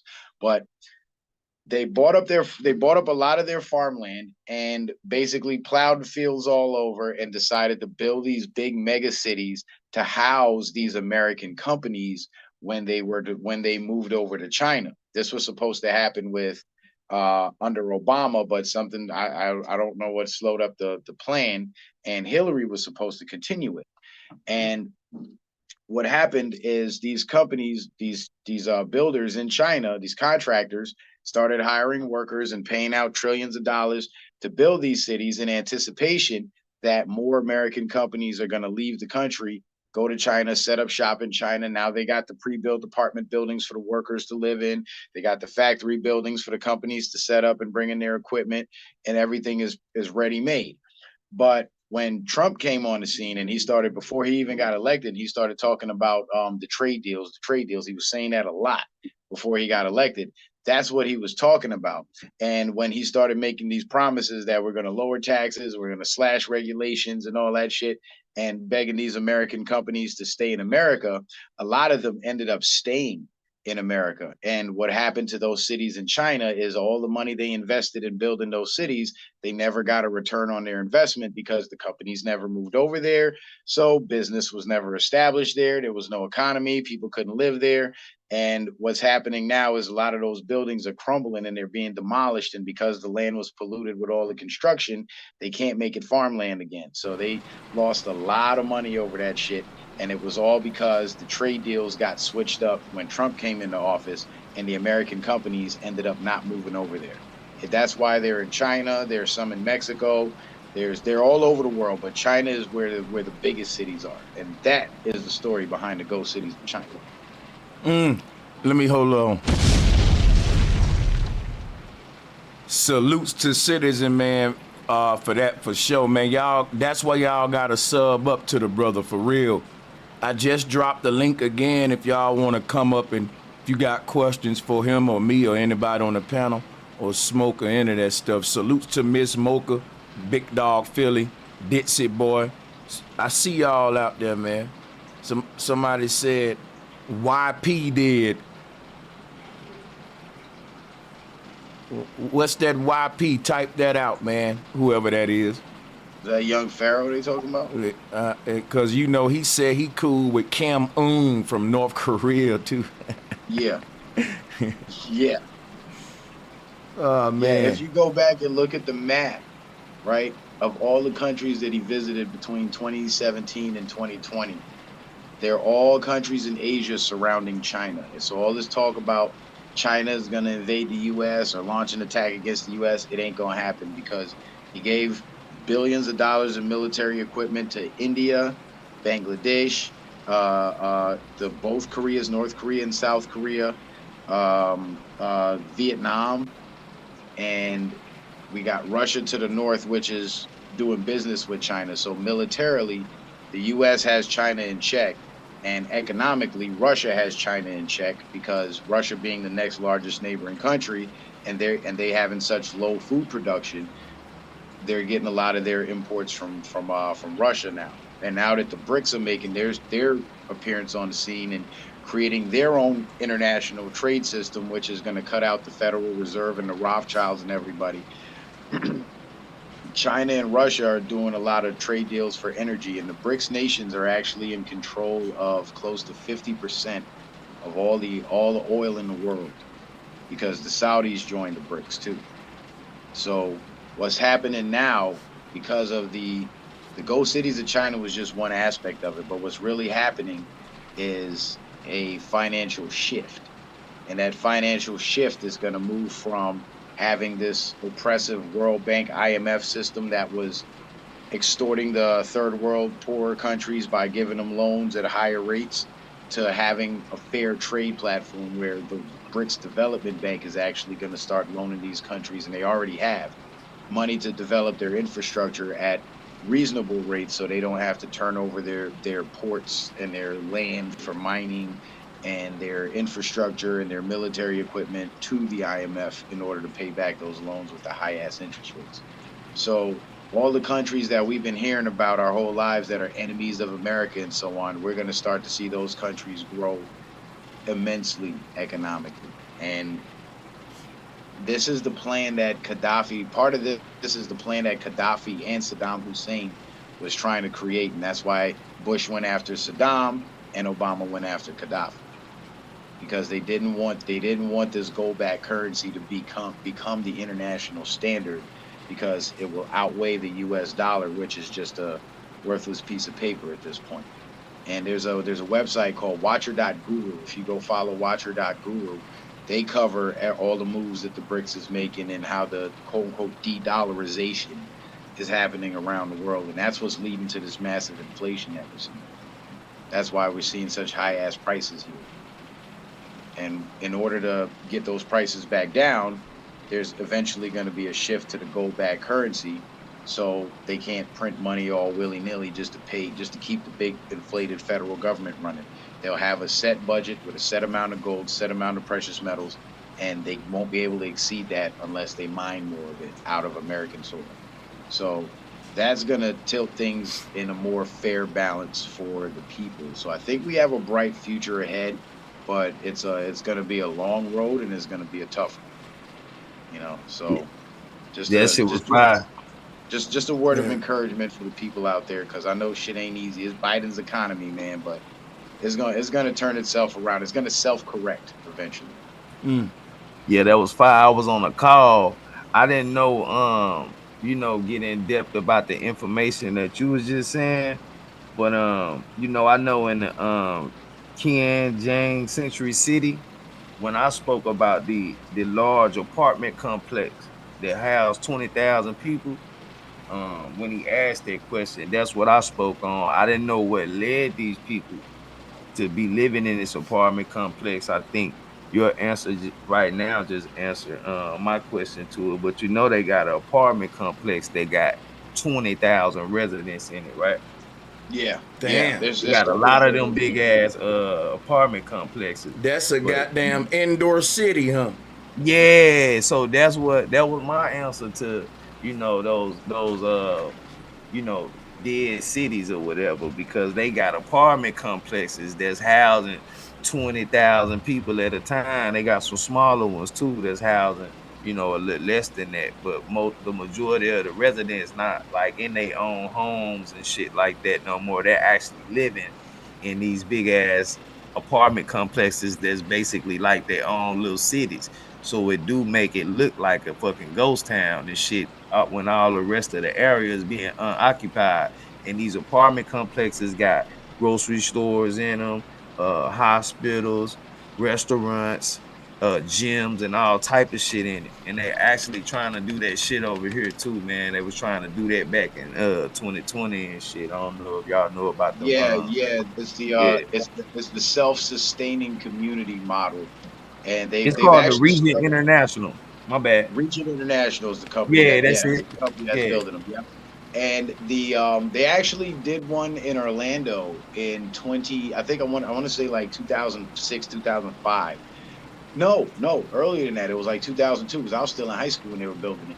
And it's an apartment complex, but in the complex, they got a gas station, a grocery store, they got a convenience store, they got restaurants, a bar. You know what I'm saying? It's like everything that's self-contained. So people who live there, because the idea, right, is for people to live there, but not own cars.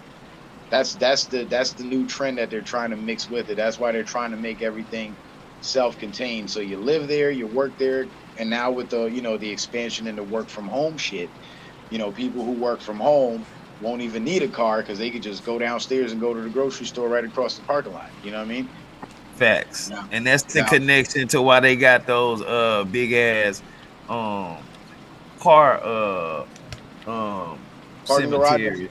Yeah. Now you're on to some shit. Yeah, that's it. Yeah, speaking of car cemeteries, here's an interesting one. Those electric vehicles that's trending right now. In about 5 to 10 years, none of them are going to be on the road. You guys remember the hybrids that they started making back in the early 2000s? Like the Camry hybrid that was like half electric, half gas and shit? Yeah, they're all in the junkyard. And there's a picture of an EV graveyard in France. And it's acres and acres and acres of electric cars. And they look relatively new. Like the bodies are in pretty good shape, but all the batteries are dead, and the batteries cost more than the car to replace.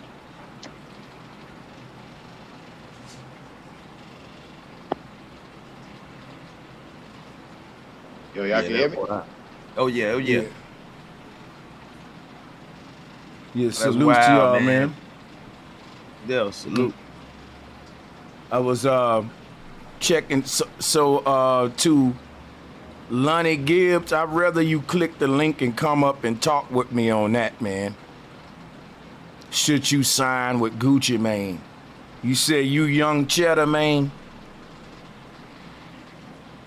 Yeah, I don't really want to tell a person what to do, though, with that real talk. You got to follow your heart with that, man. Because what if I be like, yeah, don't sign? You know, that's, I don't know. Yeah, you put me in a situation there, man. Here's my advice to somebody in that position. Read that contract. Yeah, there you every go. word that you come across that you don't understand, Google that shit and go back and read it again. It might take you a few days, but read that shit word for word so you know what it says and you know what you're signing on to. That's my advice. And that way you can make a more sound decision as to whether you want to agree to this or not.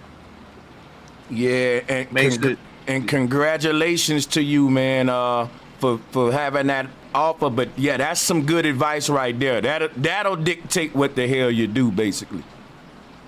You know. Shout out to Make sure Keith. there ain't no undisclosed shit in there. Make sure everything's open that you can see. You know, you don't want to take nothing to where you don't know what the next move is. Do your 1 year, 2 year, 3 year thing, cut it off. Tell them you'll renew. Don't go into nothing perpetual. Yeah, man, because it's so hard to get a good contract, man. But I tell you what, though, man, I never heard of any Gucci Mane artists struggling for money, but they all end up getting locked up and shit, nigga. That 1017 curse, nigga. I don't know. But yeah, I ain't gonna even speak on that, though, man. Other than read that contract, don't be like all these other rappers. They just fucking get the money. Once them niggas put them money stacks on the table, they just pick the pen up and sign away. You never see them say, "Okay, I'm gonna take this contract home. I'm gonna read over it with my." You don't see that. Shout out to Ron Ham. Yeah. That chain go on their neck before they even get the money. Once that chain hit their chest, shit, they already signed. Well, at least it ain't Diddy trying to sign him, so we can For thank real. God for that. Hey, don't stand in front of that nigga while he's bending over signing it. Oh man. That'd be an automatic no. I don't care what that contract says. Hell no. And you know what? Speaking of Diddy, I'm gonna be honest with y'all. I never saw no shit like it Diddy's case because the feds raided, but we still ain't heard nothing back. This is weird at this point. Like, bro, this is so weird at this point that I don't even think nothing gonna happen to Diddy. And if it is, nigga, it's taking them so fucking long, nigga. What the fuck? Man, bro, you know what they said though, right? You know what Eddie Griffin said though, right? And hey man, peace of power to Eddie Griffin. He been blackballed. I know he definitely blackballed after this, but y'all ain't hear what he said?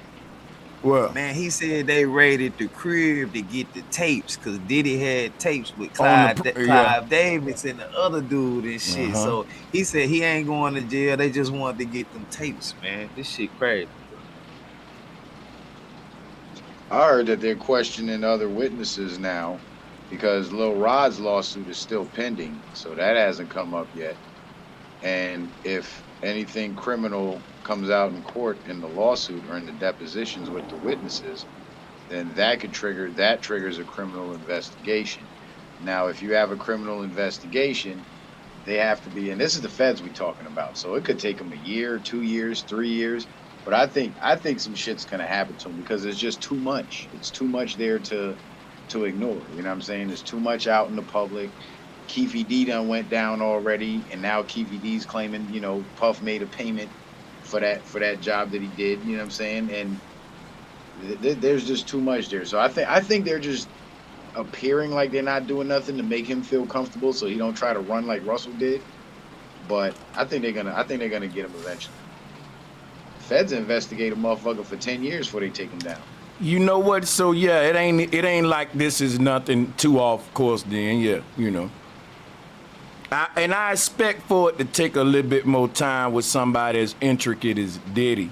He's calculated, so yeah. You know. Yep. Usually when they hit though, when they come to when they just show up like that, they usually like wrap it up. They investigate for a long time, but when they hit the house, they usually done with. You know what I mean? So this it's a little weird. You know what I'm saying?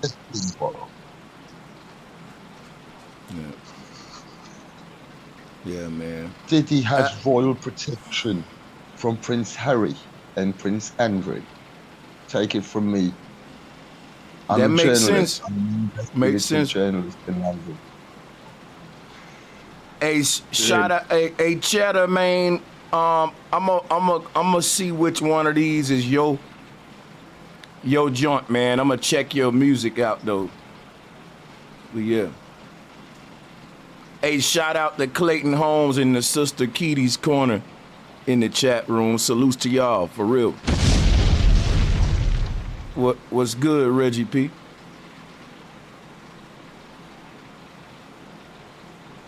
Hey, yo, bro, Sanchez, you ever thought about starting a record label of your own, man? I have. I even had one at one point that I was trying to build up, but then I just focused on this shit. Yeah. Because all you really need to get a label going and get artists out there is a marketing platform. You know what I'm saying? And a network, and you got both. You know what I'm saying? Because when it comes to the music, even the people that you disagree with but are in the conscious space, you know what I'm saying? Like you can market the music, could be marketed to them too. You know what I'm saying? And vice versa. Because like say the PB drinking dude. Let's like say one of his followers got some dope music and shit, people's liking it, right? You can sign him, promote him, get paid off his music. And if one of your artists got some dope music, sign them, promote them, get paid off that music. Everybody can eat, you know what I'm saying? And because there's a lot of dudes out there with a lot of talent, but they don't really get, you know, the shine and the recognition. Like it ain't gonna be like no extravagant, you know, $1 million contract or nothing like that. But you can quit your job and do music now. You know what I'm saying? Because the shit's selling. Yeah, true that though. Nah, these are facts, man. And I think that's what we need more of, bro. We need more. We need more grassroots entertainment platforms. That's true. I used to do like a music talent show too, and it was kind of big. That's a start. Yeah, I remember that. Because it's like we might have, you know, control of the conscious space in terms of reaching the people, but there's still the people out there that are trapped in the entertainment world, and we don't really have a foothold in that entertainment world. And we got all the talent the motherfucker can ask for. Facts. You know, in 2015, man, I started a management company because I just knew the hassle with the record label thing.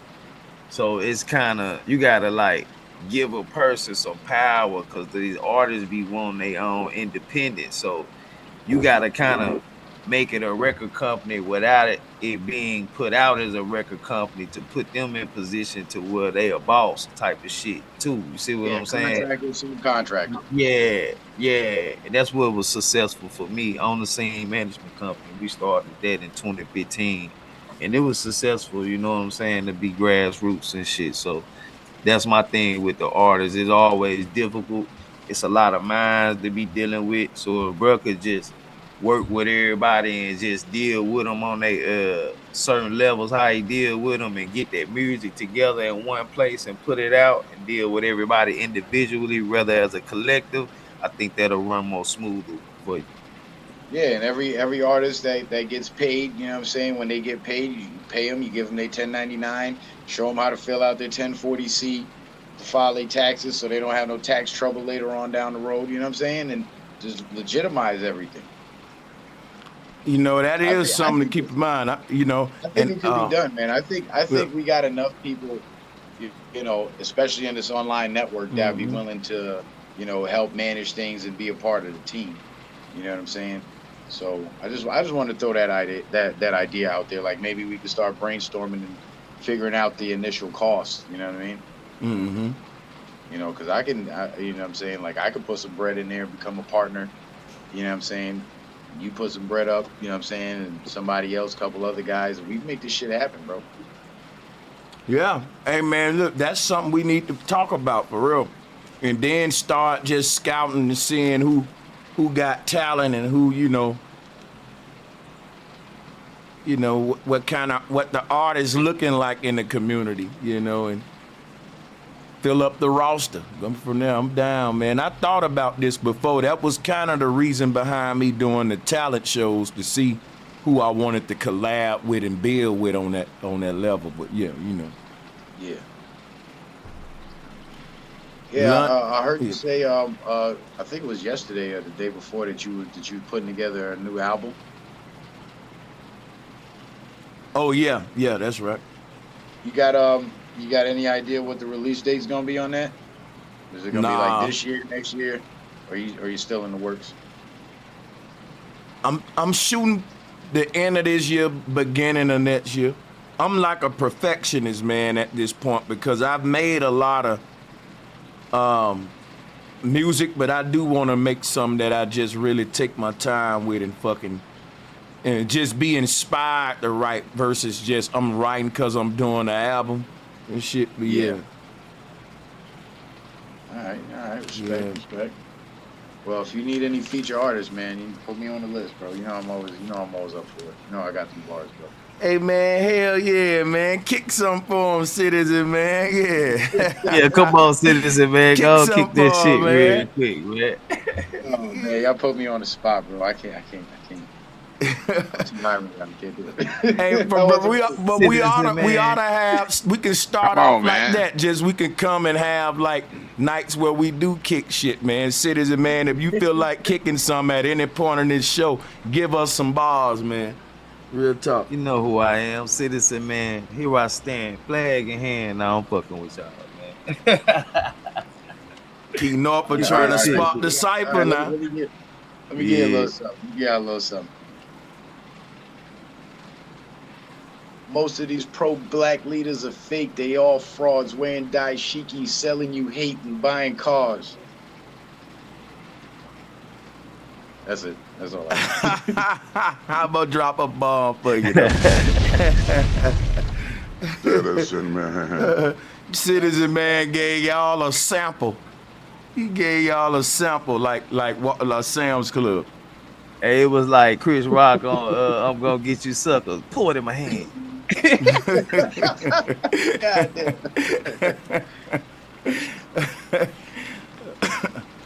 Yeah, man. Salutes to Yeah Right. What's good? Welcome to the You and Voodoo Child and all y'all hopping on. Demi, all y'all. Salutes, man. Peace and love. Salute. Salutes. Salute, Sanchez, the biggest.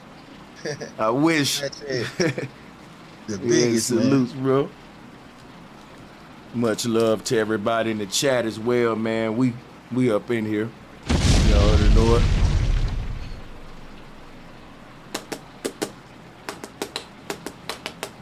Yeah, I got a flow, man. It might start a little trouble, so I ain't gonna even say it, man. You know what I'm saying? Check it. If he out of line, somebody gonna flow. You ain't gonna say it, man. That's against the rules. Hey, watch that Chicago Bulls eye when you see that red dot. I feed him headshots. Bobby Knight wrapped in the same sheet that his bed got. That pretty little nigga beside him shaving her head now.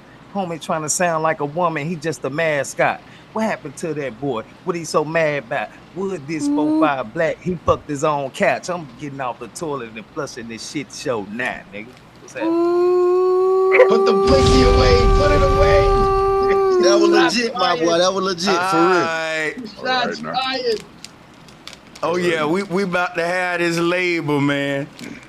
I said, if he out of line, somebody gonna mourn for him, cause somebody gonna wet him like he been born again. I'm spitting fire like I'm red with some horns again. Break his mic and his back, he won't perform again. All that front get you laid on your back. With me, it's like the train coming. I don't play on the tracks. Fuck all these new niggas, where my day oneers at. And fuck what they on, where that Mary J wanna at.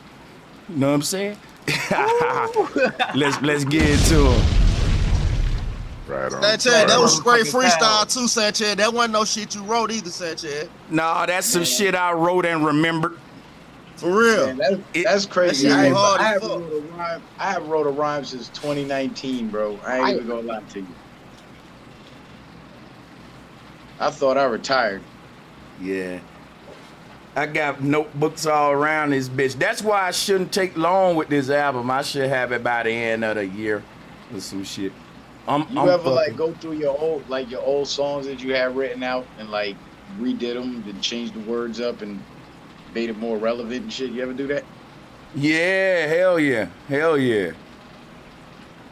You gotta do that. You be spend some shit back in the day, you just gotta rephrase that shit a little bit and there you go. Yeah. That Hey, shit what do you good think too. about this strategy, right? Because I heard I can't remember who it was, but he was on Math Hoffa, who was one of them old school rappers.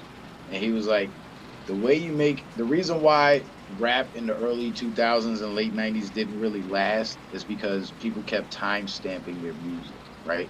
Like in the song, they would shout out the year and shit like that. And when you do that, you know, in the future years, it's not really relevant no more because you put that timestamp on it. But then there's other songs that don't have the timestamps in it, and those are the songs that end up becoming timeless, like the shit you can listen to in 2024 and still vibe to. You know what I'm saying? What do you think about that, bro? Like Man, not timestamping your verses.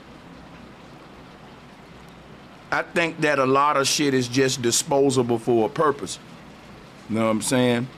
Because I think they rather sell more music than make a lot of quality music. It goes back to the same concept behind at some point in the economy, they started making items to break quicker, so you'll have to buy it again. So it's the same thing with music. If we making timeless music, that mean a nigga can put an album out and it take him about 2 years to put another one out, cause we still bobbing to that shit. That's how it used to be if it was a classic timeless record. You can wait a minute, but now these niggas gotta keep dropping. It's like somebody said, we don't want quality, we want quantity, because we need this shit we need to sell more or something. I don't know. I feel like that a little bit with the game. It's like Deep No, Cody, not the the one Master hit P. wonder. Hey, but Sanchez, I feel like Master P is the one that started oversaturating the game with music every week. When you open the CD cover, it's full of the next 8 CD. I ain't knocking Master P for getting the You money. right though, he did. But before then, it was like niggas were dropping the album every once a year. Yeah. You feel me? I feel like P. Yeah. Hey man. Sanchez, I know you feel me because you're a historian with this Dirty South rap shit. You spitting facts. And because the release dates was so far in between, you had to come with it. But now you can kind of pull out a bullshit project because you finna put another one out anyway. And like it's like disposable shit now. I think that worked better for the people at the top than timeless music. You can't really keep selling it. X, man. You got some tracks, man, that I wrote a couple things to, and it's like timeless music, so I ain't really rushing on putting it out, man. I got this one thing called Tunnel Vision, man. This shit beautiful on one of your tracks, you know what I'm saying? I think it's that I gotta think of the name of that track you got, but I picked out like 12 of them though. Oh, okay. Hell yeah. Let me know. Hey, shout out to the OG for sure. What's good, brother Sanchez? Much love and respect. I got a quick question for you. Shout out to everybody on the panel and everybody in the chat. Flat motherfucker power. Much love to everybody. Salute, OG. Salute. My quick question to you, Sanchez, is how important it is for us to encourage the next generation, teach them ancient cosmology and the flat earth. You know, how important it is. Because to me, it's very important because we're educating and expanding the minds of the next generation and not limiting them to, you know, the theories, you know, of what we've been taught. So that's my question to you. How important is that? No, I would have to go with exactly what you said. Very, very important. But I think that it's more important to show people why it's important too, because they don't think it is. You know what I'm saying? Most of the world, but yeah, that's where we at. Sir. I'm agreeing with that. Shout out to you, John, in the chat room. What's good, bro? Mario G, Hey, OG, what up? if you don't mind, I guess I could take a stab at that question myself. Why the why part? Like, why is it important? I think it's important because understanding the flat earth is the foundational basis of understanding who we actually are as human beings, which in turn is the foundational basis of understanding who we are as individuals, so we can relate to one another better. So in other words, it's as important as, you know, stopping or ending all wars, because when people believed in flat earth back in the day, everybody had similar spiritualities. So when foreigners would meet each other in foreign lands, they could draw the symbols and understand each other. So everybody was kind of on the same page and there was no reason to fight. You know, but now everybody believes we're on this spinning ball with limited resources. So now I'm gonna kill you for the last oil well in in the Caribbean Sea, or you gonna kill me for the last acre of land with fruit trees on it. You know what I mean? Yeah, so that's it's it. so the why is important to allow us to relate to each other as human beings on an individual level. Yeah, that's facts right there.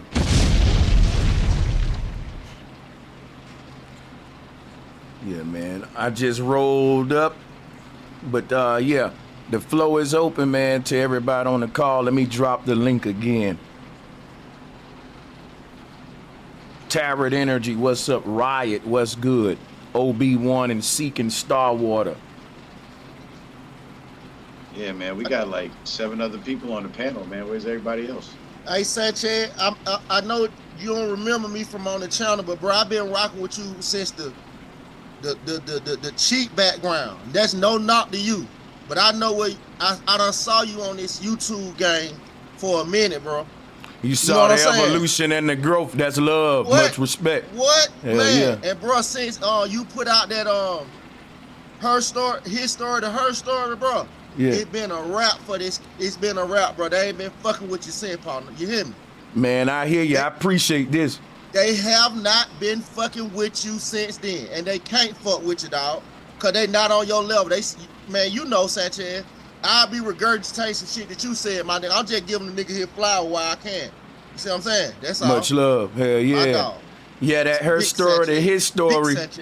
It gave them niggas, man. It hit the whole goddess area that show where all these gods came from and go into why they did it and all that. If you in the chat room, check that out. That was a deep series for sure. The Virgo, what's good, man? Welcome back. Salutes to you. And bro, real quick, another quick question. Yeah. Did America have a history of kings and queens from your understanding? Never. That's actually interesting because out of all the places in the world, and there may be more of them, I would say America probably had terms like chiefs and shit, or like a chief. But what would be the female chief name? Because, you know, but that's something I never really thought about. But yeah, I think shit was more tribal over here. Like, me too, brother. Africa got a lot of tribes, but they got kings and queens. But them kings and queens, though, are like the bloodline of like the dynasties and shit that helped sell them people out and shit. And them tribes is still the ones protecting their original land. That's a whole nother can of worms to go into. Shout out to my nigga Clayton Holmes, man, for sure. Put some respect on his name. Hey, greetings, bro Sanchez. I know I've been away for a while, but it's always good to hear you, bro. Always. Appreciate you, man. It's good to see you, bro. Flat motherfucking power. Appreciate you, man. Hell yeah. Oh, yeah. Flat power, bro. Somebody correct me. Yeah. And I know I just jumped on, but I just want to reiterate what the brother said about the power of really knowing that the earth is flat. That's a whole nother level of like consciousness, man. And I really feel it will like bring us together, just like my brother was saying. And the other thing, bro, that we really need to get over in this time is people believing in this jealous, angry, and violent God. When we more than half of the earth believe in this man in the sky who's jealous and angry, who likes to fight, who made sinners, and then when the sinners sin, he cursed them, and now everybody wondering why the earth is like it is, all this war and jealousy and hate. Excuse me, it's because that's what we believing in, bro. We got to rise up in consciousness, bro. Consciousness, take that next level, take that next step to that next level, bro. This is crazy how we living, man. This is facts. Can I want to say something to piggyback on that. I always look at they spiritual setup as a dysfunctional family. How you got this man with this son with no wife? So we supposed to be the image, right, Sanchez? And we supposed to, that's our highest goddamn thing to look at as far as to replicate a idol. That God, nigga. But this nigga ain't got no bitch. He ain't got no woman. He's sleeping in bed with at night. Baby daddies are God. That's what that means. That means baby daddies are God. I'm just saying, so a baby daddy is, okay, appreciate you, my boy. That's all I want to say. Sanchez, can you run with that, bro? I'm fucking with you, bro. You were real as hell. You ain't said no lies. Man. He ain't said no lies. Tell a nigga he got a womb and shit.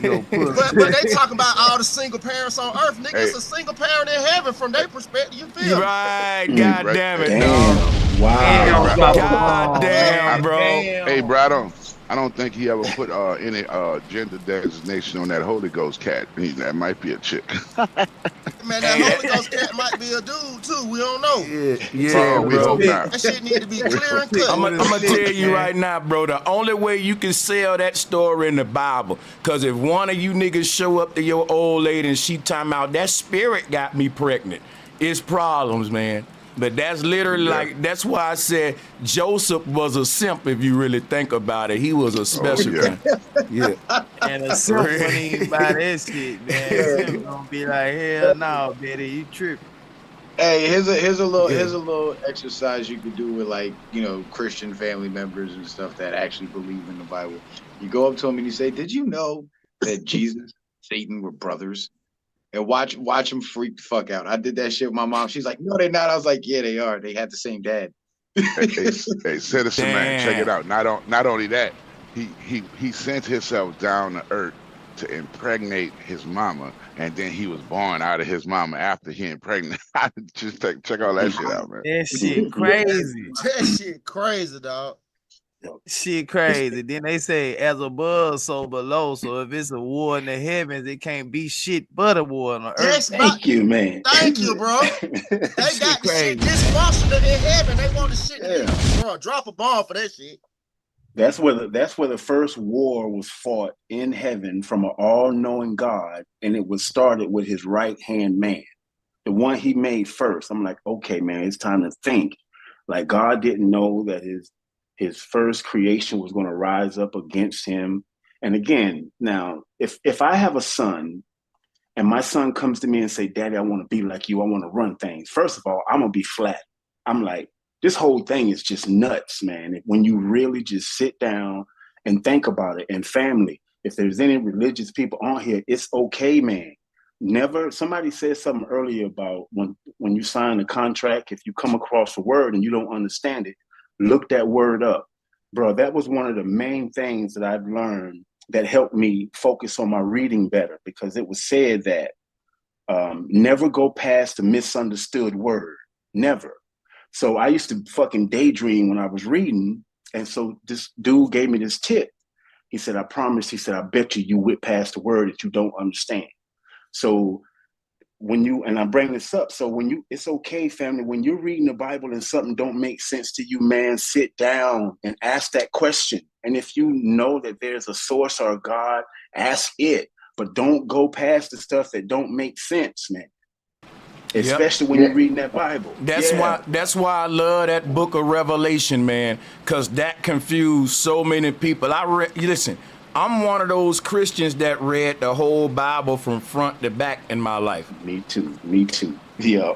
Yeah, man. Salutes. Yeah. I just wanted to say real quick, brother. Thank you. You know, if this guy was to ask you to sacrifice your child, you would think that God was crazy. Right. Y'all got it. Exactly. Man. They're like, I ain't doing that, God. You gotta take me.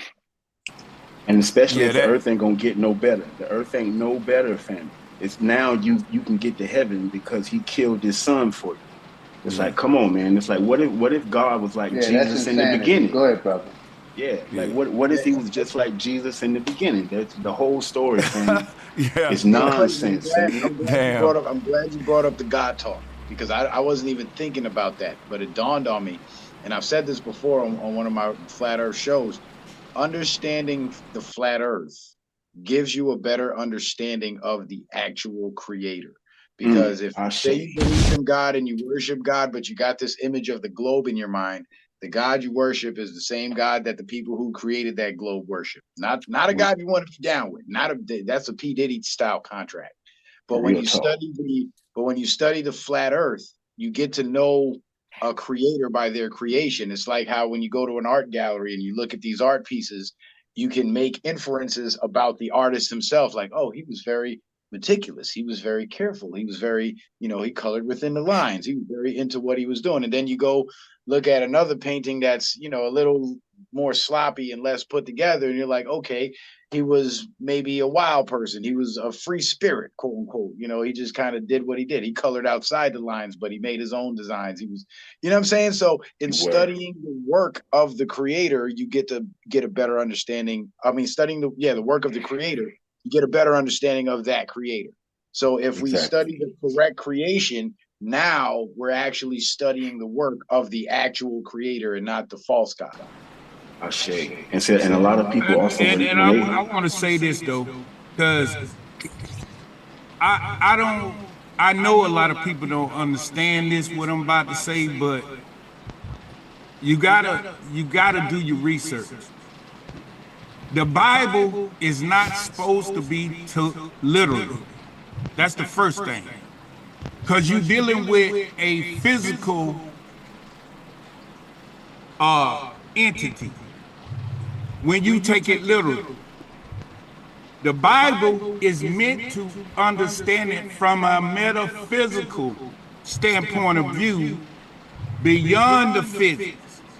And when you go and get metaphysical dictionaries and metaphysical books, you will better understand the principle. And it's teaching you damn near everything about the parallel universe, because you got the physical universe. That's what people say, believe, and then you got the metaphysical universe that run parallel in order for you to understand what this is we in, where we came from, and what we are, and how great we are. So I think when you look at it just from the physical standpoint of view, you're right. It ain't no good. You got to see the other side. Just like if you hold up a dollar right now in front of you, you will see one side, and the other person will see the other side, but they can't see both sides at the same time. But it all works together. And that's what we got to understand. We were spiritual, so that's metaphysical. That's first. Then the manifestation into the physical realm. That's where it's supposed to be read. That's the way it's supposed to be took as a science book. Yeah, I agree. That was deep, and I know people hear me talking like I'm talking, and they immediately think that I don't believe in like source. No, the thing is, I don't believe that God is a man in our image in the sky.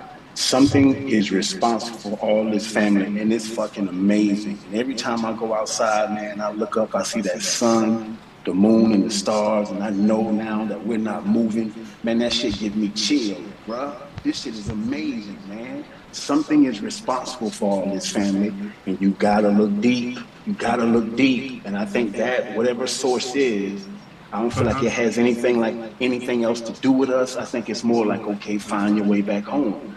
I feel like there's levels to this shit when we leave this body. The more conscious you are, the higher you go.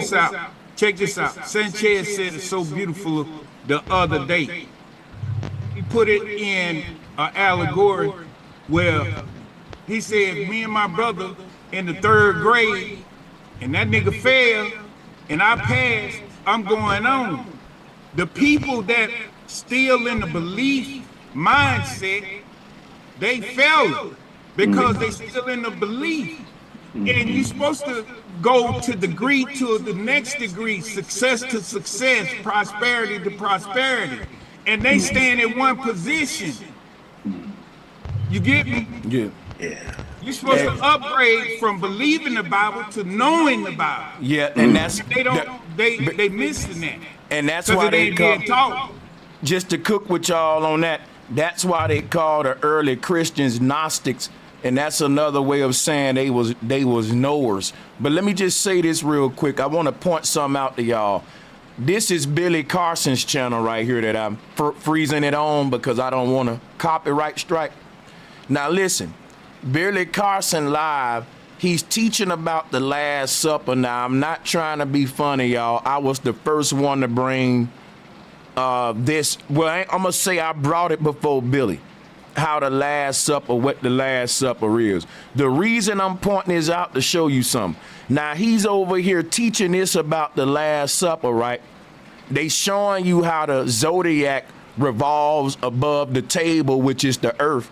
And then you got the 4 seasons right there. Now, this will only work on a flat earth, y'all. So why they teaching this like that? Why they didn't make that table a ball? Because look, y'all, here go the same Last Supper model that they teaching with Christ in the middle being God. And them 4 arches right there, those are the 4 seasons right there. You see, if you look at this right here, and if you look at this right here, you can see that this is flat earth cosmology with the stars and zodiac above the table of the earth and all that. My whole thing is they try to cling on to everybody's knowledge, man, but it don't even fit their model. And that's what I want to keep pointing out about Billy Carson, what I mean by he's a grifter. Because what that means is that you just teach whatever you hear other people say. So everybody knowledge is on his channel, which is why it's so big. He don't really stand on nothing.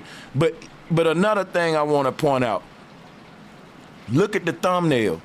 He just made Jesus face an alien. These people are obsessed with aliens. They want to meet them. They want to be abducted. They want to tongue kiss them. They want to have sex with them. They want to eat off the same spoon with them. They fucking love aliens, boy. If an alien showed up, Billy will let it stay in his house before he let a homeless man do it. Facts, y'all got it. Hey, man, I think that alien talk cold word, because every time they start talking about aliens, they start talking about being probed and shit, man. I think they talking about something. There you go. There you go. Yeah, man. I think they talking, they crossed over, man. They went into outer space, man. Hey, man. This shit. Them aliens putting it down, Keith. Hey, brothers, I gotta get going, man. I appreciate y'all. I appreciate y'all having me on the panel. Bro Sanchez, appreciate you having me on. Appreciate you, man. For any time, you already know. Antichrist? Yeah. The Antichrist is the body and the Christ is the mind. They turned that to God and the devil. It's the battle of Armageddon is the battle of the mind over the body, which is for the mind to be controlling the body is what we call mind over matter. But this was the original purpose of religion, so that everyone can have self-control. You ain't cussing people out. You know that. What's the purpose of the church? To make better humans, right? How do you make better humans? Self-control. I am self-law and master. Islam. You see what I'm saying? So all the religions are based on Islam, and the way that, and another way of saying controlling yourself was saying mind over matter, because your body may say, "Damn, she look good," but if you're, if your mind ain't right, you might just cheat on your woman or whatever you might. My thing, your body may say, I want to retaliate and do something to this person, but you got to have enough critical thinking and mental savvy to know how to, control yourself and not let your body dictate your actions. That was the purpose of religion. When they said, let the Holy Ghost dictate my actions, they really changed the word mind into God and into Holy Ghost. But the word God is guide. That which guides the body is the mind. So that, that's just in a nutshell. And to add up onto that, bro, if you look at Testament, it's test a men.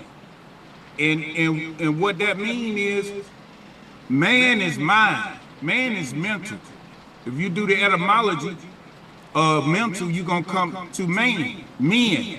So the thing is, it's mind over matter. We gotta understand fully that everything happened in the invisible world before it happened down here. We just a manifestation of the base reality.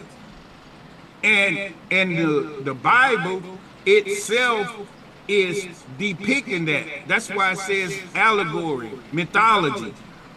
It's got astronomy in it, astrology in it. It's got everything in it, but you got to know how to decode it. And the people that's hallelujah and Jesus and all this, they still in the first grade. They ain't graduate to the second or the third grade. You get what I'm saying? I think y'all missing the point on it. I think y'all missing the point. Literally, like a jackass that don't understand it's you. It's talking about your ass, not no motherfucker. Yeah, man. Yeah, man. But you know they prey on dummies with that shit though. They don't pray on shit like up that's on Bro Sanchez shit.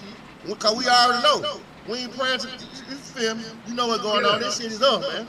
Yeah. Because in a sense, it's like what a lot of people don't understand, and I think I'm correct about saying this. The Bible, it halts a person from working on themselves. They put their problems in Jesus' hands and God's hands instead of learning to work on yourself. The Bible don't talk about the importance of working on yourself. It talk about giving your problems to somebody else and Jesus will take care of it for me. God, no. It don't. Working on yourself and overcoming your issues. That every religious person should be like, if you want a VIP pass, man, work on yourself. Work on yourself and stop doing the things that you're doing because you got the ability to do it. And people need to really sit down. The religious people really sit down and contemplate. Okay, I'm gonna be judged. Now, how's that shit gonna go? Now, God knows that I could have done better. I mean, people really need to think about these things and be careful about what you believe in. You believe in this hell, this place where you're going to burn and suffer forever and ever. The mind is powerful, so be careful about what you're believing in. And that's the point I wanted to make. The Bible can stop a person from really working on themselves, and that's when shit get real, family. That's where you start having a more clearer understanding of what source is, when you really start working on yourself. Because all the religious books say, they say the kingdom is within. Know thyself. And how many people, especially religious people, are doing that? Those are the simple things, family. Those are the tough things, but it will get you closer to what's happening. And you won't be fearing death. You'll be looking forward to it. You'll be looking forward to what's next. I'm looking forward to what's next, bro. I know something's next, man. This can't be it. Just like we were saying earlier, what Bro Sanchez was talking about, moving on, there's levels to this. And I feel to get to the next level, you got to leave this body as conscious as possible, family. That means putting down all beliefs, knowing how to stand corrected, because every time you do, especially on these deep issues with Bro Sanchez talk about flat earth, God, man, when you put down when you learn to stand corrected, it's going to get you closer to whatever source is on these topics, man. Mm-hmm. Hey, man, this is big stuff right here. Hey, let me say, shout out to Rom Ham Solo. He said that he told me to promote that calendar, Flat Motherfucking Power 2025. I was gonna buy a bunch, but that wouldn't be nice, so y'all better go get them. Shout out to that brother, man. Yeah, man. I'm not really concerned with your boy over there on the KP show. Long as he didn't diss me, I ain't got no words for him, and I don't really got no time for him either. So hopefully he ain't got no time for me if he a busy man. And yeah. Yeah, bro, I don't think y'all being honest on that Jesus and the God topic, you dig? Because I know a lot of y'all niggas done had prayers answered and have testimonies of other people that done use these tactics of praying and going to church and having positive outcomes. How would you prove that your prayers was answered or not? How would you prove that? Because you would actually pray for something in particular and then you would receive it. Well, in that case, I'm about to debunk prayer right now, right? God, I'm praying for $1 million to fall on my desk right now. Right now, God. It didn't happen. Prayer don't work. And then check this out, bro, Sanchez. That's the trap right there, bro, Sanchez. No. Hold on, I just debunked it, though. I just debunked it, right? Yeah. Let me show you, though. Let me show you. Hold on one second, just real quick. This is a trap. No, that you we might all not fall be doing in. the prayer correctly. You did. Okay, hold on. Oh, so now I ain't doing it correctly. Might not be doing it correctly. Oh, so now, damn. Okay. Just one real. I'm gonna be quick with this, family. This is a trap that I don't care if you grow up Christian, Muslim, Buddhist. As you grow up, your family's going to be telling you about the God that they believe in. And you're going to get to an age where they're going to say, hey, you need to start praying. You need to ask Allah. You need to ask God. You need to ask Jesus for something. And then all of us listening to this has said, oh, God, man, help me if you do this for me. And bam, it happens sometimes. And here's the trap, family. You give praise to the name that you was given. A Muslim gives it to Allah, Christian Jesus. Can I say Christians Buddha. So when you put a name on that ain't the way it works. Listen, wait a minute. Let's say I'm late for work, right? 10 days out of a month, right? And I'm trying to make it to work on time. And there's one long ass traffic light, right?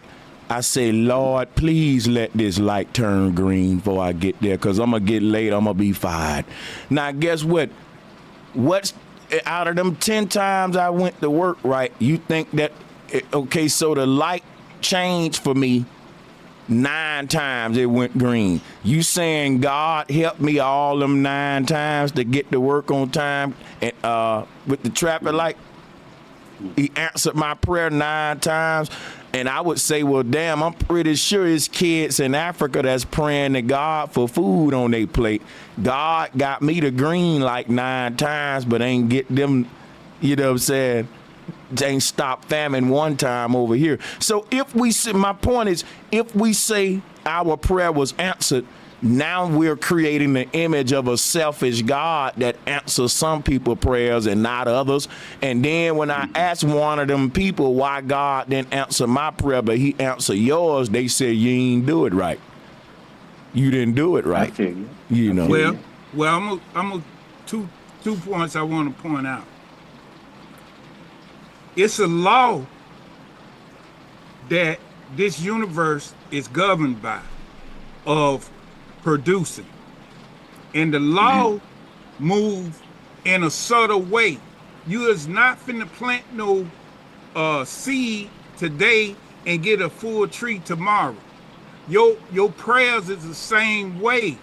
If you focus your mind and have a strong conviction on what you have decided, the energy in you, the I am in you, will produce what you hold fast on to.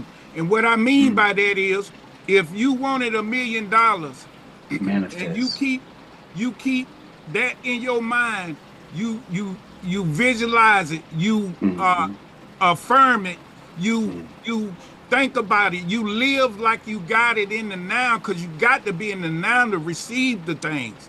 And you keep your mind stuck fast on that. Here's what the thing is, where we mess up at. When we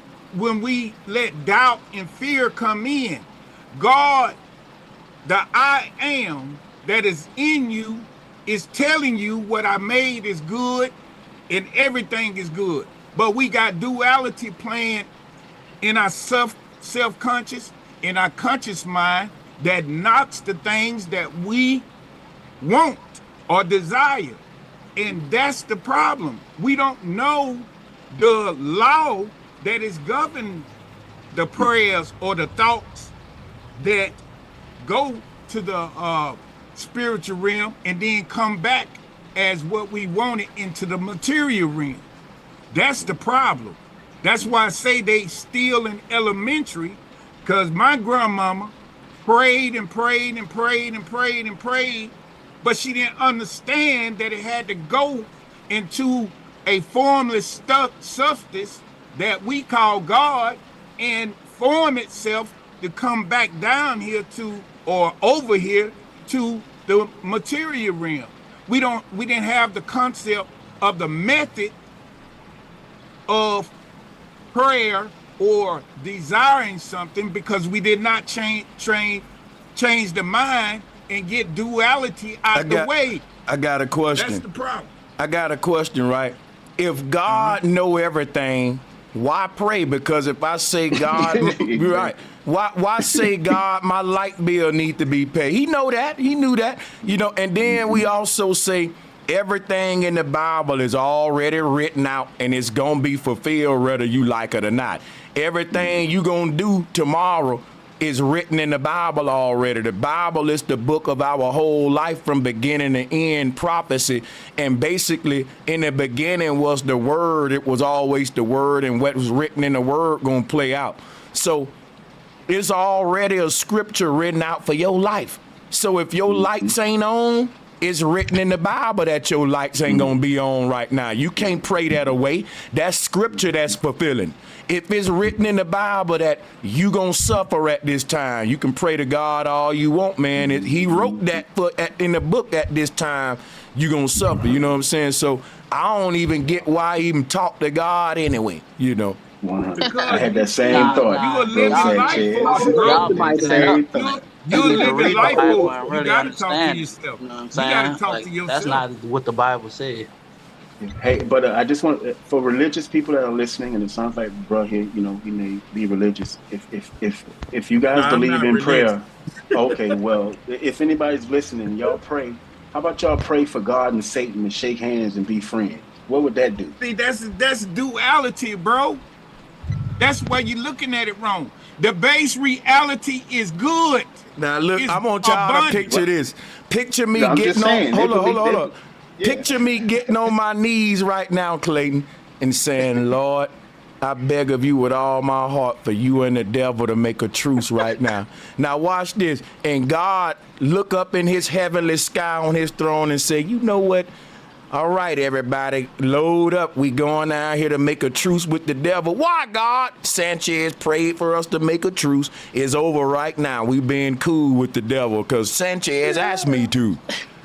You think, like, I don't understand. I mean, I like that idea, but I just wanted y'all to picture it in y'all mind. Like, if there was a God and a devil, I don't think one man can make them truce if they didn't do it already, is what I'm saying. And that's why I said it, bro, Sanchez. And that's what I'm saying. It ain't no such thing as no devil. Right? It ain't no such thing as the devil. And, I believe that. This is the concept. I said that for religious people. Hold up, bro. Hold up. This is the concept. It's got everybody twisted. When Satan told Adam and Eve that you're gonna know good and evil, okay? That's duality. That's a mind that is not settled sane. If you make a decision and you stay on that decision and you keep working at it and you keep speaking on it, you keep affirming it in your life, you're gonna get there. And that's the power that is in you. The base reality is power. It is love. It is joy. It is peaceful. The ignorant of man came along and put the devil and evil on this premise. They put it on this earth by ignorant thinking that it's two energies. It's only one energy that using negative and positive to manifest.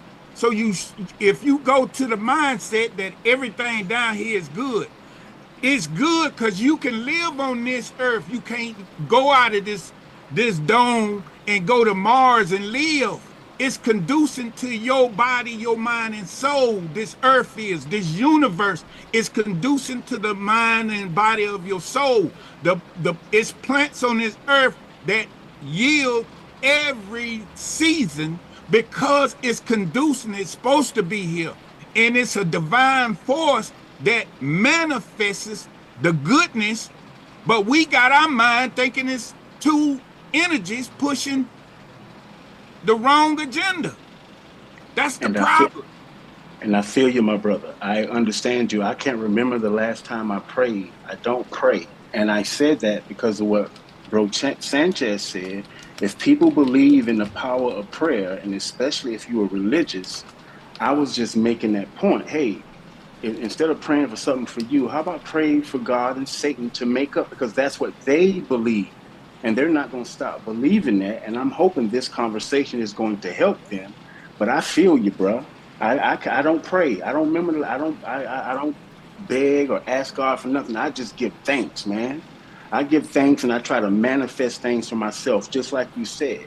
If I want $1 million, if I want a new house, there's a chance, or I keep my mind on that. Learning how to manifest. People call it manifesting prayer, but the thing is, things happen sometimes when we ask for them. Now, just imagine if we really knew It's not always what we were request. doing, then it would happen more often if we were giving that energy to the right source. Then more things would happen for us. That's all I'm saying, bro. So this God this praying to this God, no, I don't believe in that, but I do believe that there's something in manifesting. There's something in the word prayer, and if we do it to the right thing, I feel like more things will happen. Let me teach you what to do. You don't need to teach me, brother. How old are you, my brother? I'm 55. Me too. Okay, then. Virgo. Word. Right. August 23rd. Yeah. But listen, make a statement and mean what you say. That's prayer. When you say, listen, this is what I want, and this is what I'm going to get, so be it. You make a statement and mean it and start walking towards it, it manifests.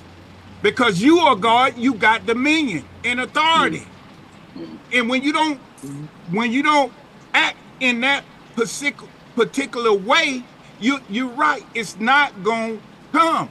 And then if you look at it from the way the pyramids are set up, you on one side, you throwing it out to the universe, to the climax of the pyramid, you walking down the base of the pyramid, and on the other side, it's gonna meet you whatever statement that you requested is gonna come. That's how this work, bro. We in a dual principle. We in a dual reality, bro. We spiritual and we physical. It's gotta go to the spiritual in order to come back in physical form. That's all I'm saying. It's not, oh Lord, help me pass through these traffic. That don't, hey, bro, come on. It don't work like that. You gotta be strong in your conviction on what you want and demand it damn near to come. And that's how this work, bro. And believe you deserve it too. Exactly. And gratitude is the latitude. If you grateful and you ain't even got the thing in your hand, but you know you demanded to come, and you be thankful in the now, that's when it manifests. I feel you. Listen, I got houses and cars. I don't even know how I got it, bro. But I know when I wanted it, it came. That's what I'm saying. I'm not telling you something that don't work. It's a method that we have to use in this universe to obtain the material wealth. And the first method we need to do is understand our mind and how it works in this universe, and then we can manifest everything we want, because the universe is expanding. Universe is always expanding. Thought bring on another thought, action bring on another action. So if this universe is a thought universe, then it deals with the mind. That's why I keep saying man is mind. And long as you think it's duality, you blocking yourself. It's one. It's only one. One energy. And we are the creators, the offsprings, the heirs of that. That's how we rock. That's what we agreed on before we came down here. This is how it was gonna be set up. It's a method. And that's why I tell people I use the Bible to convert people to a higher level of thought. I don't even worry about nothing else. You using the Bible though, huh? Huh?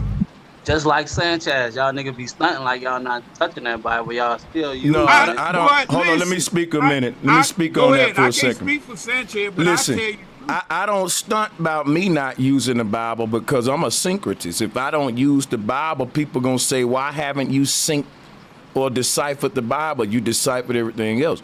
So when I say that I'm not a Bible believer, it's because I'm a Bible decoder. I don't use the Bible like y'all. Matter of fact, I literally use the Bible and the Bible use you. Let's put it that way. If you're a Bible believer, you don't use the Bible use you. If you're a syncretist, you really using the Bible. That's what I do. I use the Bible. I don't let the Bible use me. You know what I'm saying? Shout out to my brother Ram Ham. He said, I prayed for collages in the next calendar and it worked. Blessings, flat motherfucking power. That's my nigga that salutes. Trying to tell you. If like Sanchez said the other day, in the remedy, it's the same. If you get a snake bitten, you got to use the snake poison to put it in the remedy in order to heal the person that got bit. So people don't know nothing else but the Bible, so you got to go in there and use it metaphysically to let them understand that it's not talking about no literal sense, that it's talking about you on this planet. That's what you have to, how you have to use it. But them people getting results using that Bible the way that they're using it. So that's why it's so hard to get it off of. You know what I'm saying? You would just think the earth would be a better place with all this religion, and it's not, family. They're waiting on a God to come back to finish off a war that was started in heaven. I mean, people really got to think about the whole story. It's not like this God is coming back to speak to us and bring us together. We're waiting on him to come back and fight. So again, family, this is crazy, family. When you seriously, that's what I'm telling you. That's what duality do, bro. It makes you crazy. It makes you crazy. If you think about it, if you dealing with two subjects and you juggling them, one is gonna get outdone faster than the other. You're gonna be split in between, and that's what is driving them in crazy. That's why they go insane for Jesus. I did it. I know. I did it for experience. 10 years ago, you couldn't have told me that Jesus wasn't real. You couldn't have did that. But now I understand because I did my research, I did my due diligence, and understand how this universe operates and the laws that govern it. And once I did that, I can graduate to another level of thought, another school of thought, because of the simple fact is I was asking questions to the preachers, and I was a preacher too. So the thing is, that's why I keep stating that man is mind. That's how you connect to this universe. You ain't gonna connect no other way.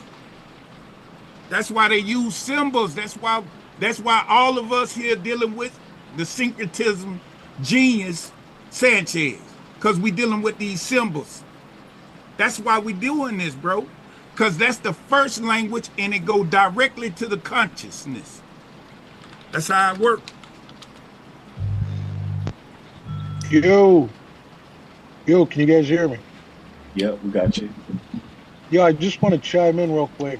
Brother Sanchez, you there? Mm-hmm. Salutes. Hey, salute, brother. I just wanted to chime in on the whole God and the devil thing. This is just my concept. Somebody made a joke. I thought it's funny. What if God and the devil can shake hands? I thought it's funny. My theory is it's the same. God is the devil, and I'll explain this theory I came up with. See, it's actually, if you really think about it, it's kind of fucked up the way he's got it designed, because the blame all goes on the devil, right? But really, what's the difference between God doing the devil's work or getting the devil to do? There's no difference. He can get rid of the devil if he wants. You know, just with a snap of a finger, he can get rid of him. But he doesn't. He creates them, so the devil gets all the blame, and then God gets all the praise and whatnot. So, yeah, I mean, obviously it says in the Bible, worship no other God besides me. I'm a jealous God.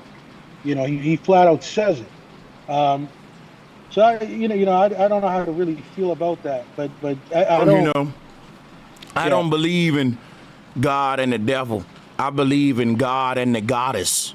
I believe that I believe in the yin and the yang, the light side and the dark side, the masculine and feminine, the positive and negative. But I don't put a entity on it. I don't put a character with it like God and the devil, because now those entities got to do negotiations. They got to make deals and plan the fate of man. And I don't believe that really exists that way. I believe what we call in the devil is all of the negative possibilities that can play out, because right now, as I'm speaking to you at this very moment, right, scientists have proven something the ancestors been saying, that we don't live in one reality. Every second that's passing, we're phasing in and out of multiple possibilities that can play out, different realities for us, phasing, and that the concept of us seeing, which is like in front of you right now is a forked road with a bunch of lanes. Every decision we make gonna lead us down a certain path in our life, no matter how minute that decision is. And if we didn't make the right decision, what'll happen is, like a hamster that you put in a maze, it'll find a dead end and bump its head on a wall. We call that a setback. Some people say the devil made me do that. I'm gonna say the devil don't exist. The fact that we don't know everything is why bad things happen to us. But we've been taught what you don't know won't hurt you. But see, knowledge is power, and what you don't know will have you thinking that some red dragon picking on you, when if you just get the knowledge, I bet you that red dragon will stop picking on you. I bet you he'll leave you alone, because it ain't the red dragon. Because it ain't the red. Because the moral of the story is, if I'm walking down the street and I get to where I'm going safely, it ain't because of God. And if I slip up and fall and break my ankle, that ain't because the devil. I need to watch where I'm walking at. All these demons and the devil is like, because I asked somebody, I was like, when did the God of the Bible make demons? When he threw all of the angels out of heaven, is that when they turned into demons? God, on the seventh day, on the Who sixth made day, God? The Bible said, exactly, the sixth day, the Bible said, everything that God made was very good. On the sixth day, on the seventh day when he rested, he said everything was very good. So I'm wondering where these demons come from, family. So check this out, right? These demons ain't written in the Bible. You got to go get these lost books like the Book of the Lord's Wars. It's a bunch more of them. They'll tell you about the wars that broke out in heaven before Genesis. But check this out, though, to New Orleans East. I want to pick your brain about this spiritual being you call God. You said God is No, a that was spirit. Vaughn. That was Vaughn. Now, Vaughn, you said God is a spiritual being. That means I'm God because I'm a spiritual being too. I want to understand why is, what separates God from me, because I haven't seen anything about God that indistinguishable Can you do from. miracles? Yes, I can. Yes, I can. We do them every day. Now, what do you consider a miracle, though? Walking on water. We walk Nobody on can do water that. every day, man. We got the technology to do it. See, the thing is this. You didn't say how to do it. If I can, and we got people that's walking on water. They got them little jet shoes and shit. They literally walk on water because the shoes shoot out a water stream and they walk on it. So yeah, we walking on water. Now listen, that's a miracle. To some people, let me tell you what, the word miracle is like a child using the word magic. You don't understand the trick, so it's a magic trick to you, but if you was the trickster, it wouldn't be no magic. Just like, you see what I'm saying? Like my thing, if Jesus raised somebody from the dead and you calling that a miracle, doctors do that every day. Clear and bring them right back to life. That's a miracle. They even say this is miracle technology that we're using. Why is it miracle technology? Because we rather say that than tell you how it work. If you ask me how it work, I'm gonna say it's a miracle. Go sit your ass down. That ain't none of your business, right? If a child say, how did you do that trick? Don't worry, it's just magic. We don't want everybody to know our sauce. Everybody will be getting paid, right? So for y'all, it's a miracle. For them, it's just a simple science you need to reverse engineer from the ancient world. Yeah, they hid a lot of technology behind miracles. But Sanchez, the science of the Higgs boson, when you get down to even the smallest particle in quantum physics, is your intentions, your thoughts, and you actually seeing the particle that dictates where it goes at. It's something that it's a God mind that. Now guess what you just saying? You said guess what you just proved? You just proved that my mind can manipulate the physical reality. Because just by me focusing on a particle, it'll change to a wave, and my intent around this Higgs boson particle gonna affect it some way. Guess what? You just gave me the power of God, which is the power to manipulate the physical world around me. That's what gods do. I keep telling y'all we are gods once we get all our power. The power in us, you don't think that's like a caterpillar saying, I ain't no butterfly. I'm like, bro, your wings inside of you. One day you gonna transform. You gonna get your power to fly. You know what I'm saying? But you ain't gonna get that power to fly if you don't believe you're a god right now. Part of you growing your wings is understanding you're a butterfly, not a caterpillar. If you keep thinking like a caterpillar, you'll be one of them caterpillars that never spin a cocoon. Cause I ain't no butterfly. Yes, you are. You just gotta transform. You're the seed. Think about it. A seed know it's a tree. And if a seed say, quit calling me a seed, man, I'm a whole damn tree. You know what I'm saying? You can't say it is lying. You know, it's saying, listen, don't call me what I am. Call me what I'm gonna be. Because this ain't my ultimate form. This is my, seed form. Seed form. You the butterfly, but you're not the window. You know what I'm saying? That's God. Let me explain something to you. The wind is the wind. See, now you saying the wind. Amen, brother. Think about this, right? When somebody say, well, the wind is God, right? Well, the fire is God then. The water is God. So my thing is that all that is me. I'm made out of wind, fire, water. So you keep defining me. That's what I'm saying. It ain't nothing you can say. You, brother. I can say that's me because I wouldn't exist if I wasn't wind, water, fire, and all of that. You are too. Someone put that in you to become. And my mama, hold up, let me dialogue with you. Let me explain to you. Didn't know someone do nothing. Something created my body. That's my mama and dad and my soul. If that's what you want to call God, fine. But that's just the facts. If you say anything else, that's your belief system and you can't force it on me. I know what created my body, which is made out of water, wind, earth, and fire. My mama, dad, and my soul. And right now, if I close my eyes, I can go into a dream where I create my own body all over again with a lungs, a brain, legs, toes. And in that dream, I got a sky, a sun, a moon. If somebody walk up to me in that dream and say, who made this world? I'm going to say I did when I went to sleep. And I made my own body here too. Imagination, sir. But guess what, though? Heaven is your imagination. You believing in a sky daddy that made all this is your imagination, but yet you trying to say when I'm dreaming, that's my imagination. If somebody walk up to you in a dream and say, bro, you dreaming right now, this is all your imagination, you wouldn't believe them till you wake up. So that's why they said life is but a dream. Life ain't nothing but a conceived experience, which is the definition of a dream. That's what God is having right now. Now, so my definition of God is man awake. My definition of man is God sleep. When God go to sleep, he dream.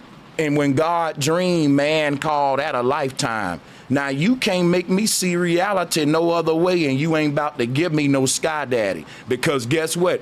I got an explanation for my reality that's feasible, that's understandable, that makes a lot of sense based on the fact that we all dream. And that means that you can close your eyes and recreate yourself in this same world. Somebody will tell you that ain't real. My mind is real. What the fuck you talking about? The Institute of Berkeley proved that our mind don't distinguish the difference between reality and a dream, which is why if you having sex in a dream, you wake up with a wet dream and gotta change your damn bed sheets.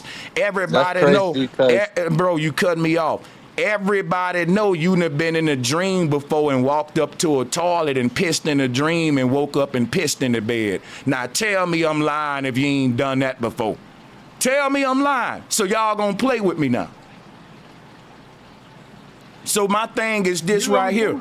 A person can't tell me that my dreams are fake when my real body are reacting to them. When I'm falling off a cliff, I wake up with the butterflies in my stomach.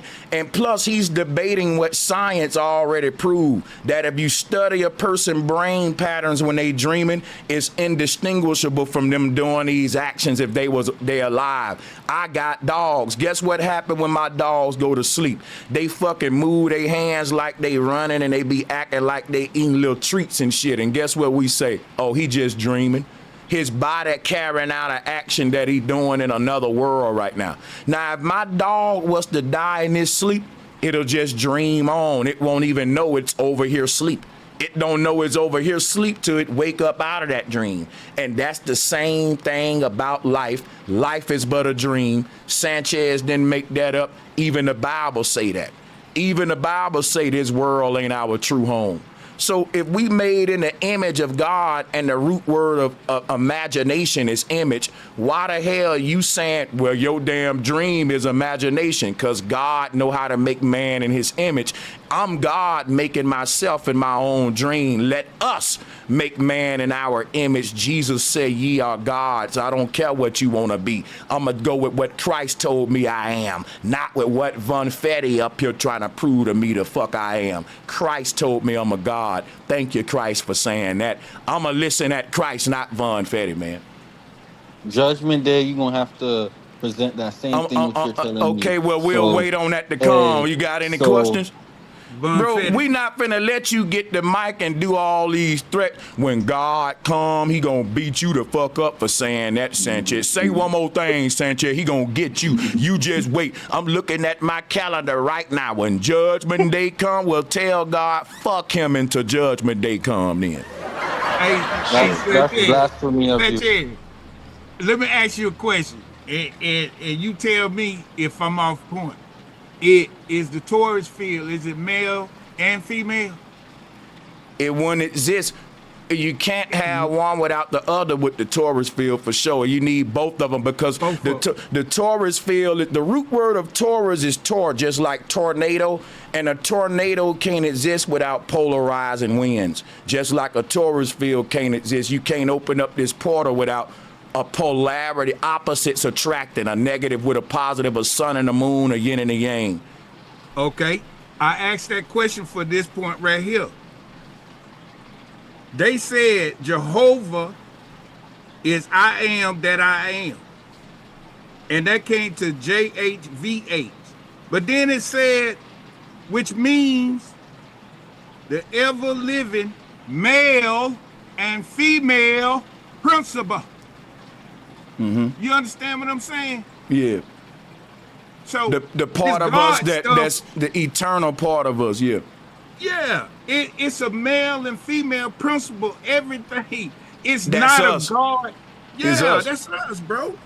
Yeah. They don't study though. They want a sky daddy. They want. See, I'm gonna tell you the worst thing happened to humans on earth when we forgot we were gods and goddesses and we became servants. Cause now we only serve the church. We don't serve each other. People say, I serve Christ, I serve Buddha, but you don't serve your neighbor. You don't serve your brother. See, when we stop knowing that we gods and goddesses, imagine if every single person treated each other the way they treat Jesus and Allah. See, a person that worship Allah will give this sky daddy so much love and respect, but they'll strap a bomb on their body and blow your motherfucking ass up, though. They don't care about. See, we'll in the name of God, we'll torture humans, but we wouldn't dare even blaspheme the name of this imaginary motherfucking friend. Now, what if everybody on earth treated each other like we treat these gods? What if I saw the God in you, Clayton? What if you saw the goddess in that woman that you calling a bitch? What if everybody served each other and had the respect for each human as if you're a god or a goddess? Then guess what? We won't have to wait to go to heaven. We'll create heaven. Word. I think it's an insult to source if you don't see yourself as a god, because that's what I come from. And to think that there's these two beings outside of me, one good, one evil, I think of that more like that's inside of me, and my upbringing is going to determine which of that shows more. It's not rocket science to me, family, a person's behavior. It's not. We got good and evil in us, and whatever brings it out, and then once we get into a habit of stealing or doing evil, and we know how habits are, family. So that good and evil, it is in us, family. And then when we get to a certain age, we need to see that. And then we need to go, damn, you know what? I picked up this right here along the way, and I need to go ahead and drop that. I don't need to blame nobody for it. I don't need to be mad at nobody. My job now is to learn how to be a calm and assertive person. Be Christ-like. I feel like that whole Christ thing, they're talking about us. That whole 40 days and 40 nights, that walk, and he was alone with God and the devil. I think the Christ figured that out. And when he came out of the desert, he was Christ, and we all have the ability to do that. We all have the ability to become Christ conscious. And I feel like that's what the game is for me. Well, I'm gonna leave this body doing that. That's the best way I see to get to the next level, is to get rid of my faults, because and learn to be a calm and assertive person. And all of this stuff I picked up along the way, the trauma, the PTSD, man, we go through it, and that's not really us. The game to me is to find who you truly are and love yourself, forgive yourself, and live to the best of your ability and make this earth a better place. Well, and I agree, but if you use the devil as negative energy within you and use Christ as a positive energy in you, and it will propel your thoughts. If you got good thoughts or bad thoughts, that energy is going to propel that. And the plan is for us to have one mindset that all is good, and we forsake the appearance of evil. and we cling to what is good. Well, what is good? It is being prosperous, healthy, successful, happiness. That is what we were sent down here to do, and to have dominion. So when we get in this mindset of bad, good, it all it work together. It's an energy it's the Taurus field. It's energy going through this universe, and it's intelligent energy because it connects to our mind and our thoughts. And that's what we missing it at. This what we call the Bible is a science manual to understand the cosmos and yourself and the energy we call God. This all it is, bro. And so you're saying evil. So you're saying evil Let doesn't me ask exist. you a question, then, You're saying Virgo. evil. Hold on. You're saying evil doesn't exist, my brother. It exists in the ignorant mind. Okay. No, this what the Bible saying, the Virgo. If I come up to you and I punch you in your face and punch you in your stomach, what you gonna do? Say it again, cause I ain't getting it. What you said?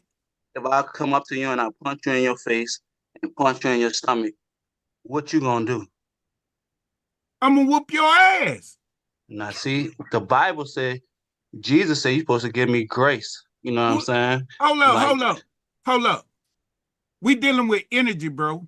I'm just saying, that's the whole point if you of it. coming to me aggressive, it's grace. Hold You know up. what I'm I'm talking energy. You talking about a literal sense. I'm telling you, if you bringing an energy to me, that is on a higher level, I'm not gonna get passive and let you walk all over me.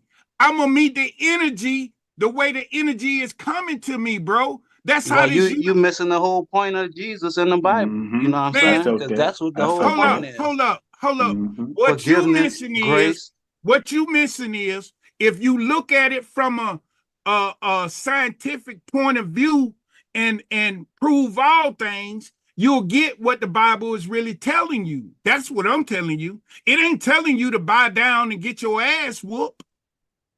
It ain't telling you that. I thought when he asked you that question, my brother, I thought you was going to say something like that because you just said everything is good. So I was expecting you to do something good when he walked up and hit you in the stomach. I'm trying to point out what your mental capacity got to be in order to thrive and take your dominion back. It's got to be everything work for the good. The negative energy, the positive energy works through your mind in order for you to have your dominion.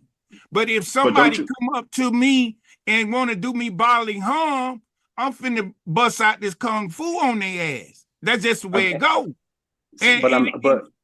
I'm not. I feel you. Yeah. I just wanted to check something out. I feel like we have the ability to be like completely evil. I mean, just doing evil things, and the jailhouse is full of them. So all I'm saying is, if you have a child and you keep that child around evil, if you keep that child around hate, people just hate, then that child is going to live more on the negative energy side of his life. That's what I'm talking about. We can't. That's the whole thing about God can't kill the devil. That's what evil exists, and if we bring it out of us, we are going to see it, and we see it. So that's what I'm saying. It is there. We can't ignore that evil is there. Let's go back. Or that negative energy is there. Let's go back. I ain't gonna deny that evil exists or that good exists. I'm just saying the devil don't exist and God don't exist. Because you point out evil don't exist, don't mean you can prove that the devil exists because of evil. I just see people doing evil things and people doing good things. We are the doggone gods and devils depending on what day you catch me on. And that's my points right there, Sanchez. That's what I'm trying to say. Hold on, bro. I gave You asked let me, do this, then bro. Sanchez stepped in. Let me finish what I'm finna Bro, tell you you. always want to finish. Let me finish this time. I'm gonna be quick. Right. I promise you. It's just what bro Sanchez said. I want us to acknowledge that evil exists, and people don't wake up and all of a sudden they decide to make the decision to do something evil or to do something bad. Especially children. We have to understand that children. Are you saying that this is proof of the devil because he's making them do it? No. I'm like you, Sanchez. I'm taking the devil out of it. I'm talking about just that negative energy. Why people want to fight? Why kids want to hit somebody else instead of trying to work something out, work it out in a peaceful way. Bro. Yeah, so that's what I'm saying. That's what we need to focus on. We're bringing this hate out of us. That's what I'm trying to tell you. I'm trying to tell you what the brother said is this right here. Evil is a appearance. It's false reality, bro. In the base reality is good. Ain't nothing flawed. Everything is perfect. But then when we get to the material realm, that's when the duality steps in. And duality steps in because of man's ignorance of his divine self. He don't know himself. He don't know the mind and how the cosmology is set up to connect to his mind, my brother. And that's what brings on what we say evil or wrong action. That's what I'm telling you. I'm not saying, but you got to we dealing with the energy now. We dealing with energy. We ain't dealing with just, if somebody come up and try to do bodily harm, you better protect yourself at all times. But on the same level, I'm going to manifest myself where I ain't going to be around the ignorance. I'm going to manifest a good life for myself and my family so I don't have to even step in the arena of somebody trying to do that. I got that capability and I have that authority to do that. Let me say that. Let me go to my sister Kitty's corner. Thank you for joining. What's good, Sanchez, and peace to the panel. Peace and love, my sister. Glad you came on for sure. We need to even this out. Already, I had to come on and back up the Virgo because he is cooking tonight, and energy is real. You know, I understand the God concept, the God body. We are, the image of God, but that energy exists outside of us. If you die today, that energy is going to keep going. And it is based off your actions as well. It's just not something possessing you, making you act good or bad. It is a choice, but the energy is real. So I just wanted to come on here and back up the Virgo. I see you. Real talk. Thank you, Miss Ma. Thank you for balancing it out, baby. Already.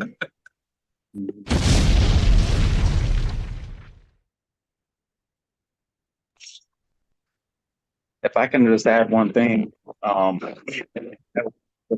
the. I'm gonna let you take it over. I'm gonna let everybody take it over. I'm gonna mute up and listen in. I want to say something. This is some facts for the Christians. Christians, what y'all gotta do is realize what did early Christians like Moses believe in. Cause listen, one know Christ during what was Moses's religion. But so this would have showed you what ancient Christianity was about and why Moses had that snake wrapped around that cross. That'll tell you why I told you Jesus is really the devil. See, before we had Christ on the cross, we had the snake on the cross, that serpent Satan. That's what Moses worshiped. Christianity come from Satanism, which is why we talk about being possessed by the spirit and all this stuff. Speaking in tongues come from demonology. We can get into it if y'all really want to get into it. But check this out, right? Before you had Christ and the devil represent good and evil, you had one God called Yahweh, who was the demiurge or serpent, and he can either curse you or bless you. So they didn't have like Christ and the devil, and one dude is responsible for good, one responsible for evil. You had this one serpent god, and that one either cursed you or blessed you, and that's the snake you see in the middle of the yin yang. That snake in the middle of the yin yang can exercise the dark half or the white half because it's in the middle. That's the serpent that they talking about, that either give or take it away, because that's plus sign or negative, add up, subtract, negative or positive, the secrets of power. So how deep y'all want to go? I'm gonna fall back. Yeah, that middle path, bro, Sanchez, that middle path is because we have that light, that dark in us, and we have to learn to balance ourselves. Just live, it'll be so amazing to get to that point, especially where we're living at, to learn to balance yourself. If somebody walk up to me and he's about to punch me in my face and hit me in my stomach, hopefully my senses are up enough to protect myself. And the best thing to do would be to say something to help this brother be like, what's going on, my brother? What's happening? Not to retaliate with that same force of energy. Now, again, ain't nobody just gonna come and beat me up, but I'm saying the best thing to do would sort of be like the whole Jesus thing. He said, turn the other cheek. Somebody steal your shirts, giving your pants. Can you imagine that? Somebody coming up to rob you and you say, yo, hold up, man. You need my shoes, bro. That might break that person down. I mean, if you really mean it. So all I'm saying is, bro, we have this energy in us, and we're leaning more on the dark side of it. And we're not, so many people worship Christ, and they're not even nowhere near being like Christ. And that's what he wants. Christ said that if you believe in him, you were going to do far greater things than he did. He said that. I can't remember the verse, but that's what he said. So I think we all should be trying to get to that level of learning how to be calm and assertive beings, not passive, not aggressive, but fucking calm and assertive. And we can do that. And it starts with them children, man. It starts with them kids, but we get them more into that evil side quick. And that's where it starts, because they're parrots, man. They repeat everything. They're trying to copy.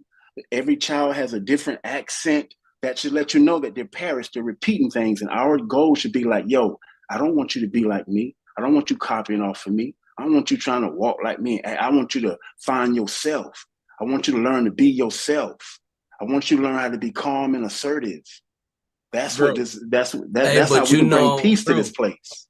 But you know that if you study the scripture a lot, you know that in the scripture is a lot of violence, man. There's not a lot of peace. I mean, I get where you're coming from, and I understand that you can teach the peaceful part in it, but you know, you could take Jesus got a lot of violent manipulating ways, not Jesus, I'm sorry, God has got a lot of violent manipulative ways in there, and if it's not taught correctly, you know, you could adapt to that. It's not a lot of peace in that book. Word, bro. Real talk. Okay, well, let me ask you this. One of the things real quick, I'm gonna let you go, brother. One of the things that I've came across in trying to live in that state, right, is that people try to mark you off as conceited, big-headed. They try to phase you out as you don't know what you're talking about. There are consequences that come to living in that mental state, that God state, that higher self state, that comes with, pushback to, mundane society. And I've lived that, personally, like, it's kind of hard. It's kind of hard being in the real world, in what we call our reality, and trying to live on a God mental state and speak to people like they're gods, and they look at you like, how dare you? There's another word that's not the word conceited, but it's what's that word I'm thinking? That people tell me I'm this all the time. I'm trying to think of the word. But it's basically a sense that, like, you always know what you're talking about, and people hate that shit. And it's not necessarily that I always know what I'm talking about. It's that I have a mental state of not understanding but overstanding, which means I see things from a bird's eye view. And when you see things from a bird's eye view, people take that in a sense that you're looking down on them. Now, I'm not the type of person to look down on people, but if you're thinking with your dick and I'm thinking with my higher mind, I'm technically, I ain't gonna say it, but the higher self mind is higher than the lower self mind, which is thinking with the different chakra levels. Go ahead, bro. I'm gonna land my plane right there. That was a bomb, bro. Yeah, bro. Yeah. Peace to the panel. Thanks, bro, for letting me on. I heard earlier talk about prayer, right? I've been listening in, right? I believe people don't know how to pray.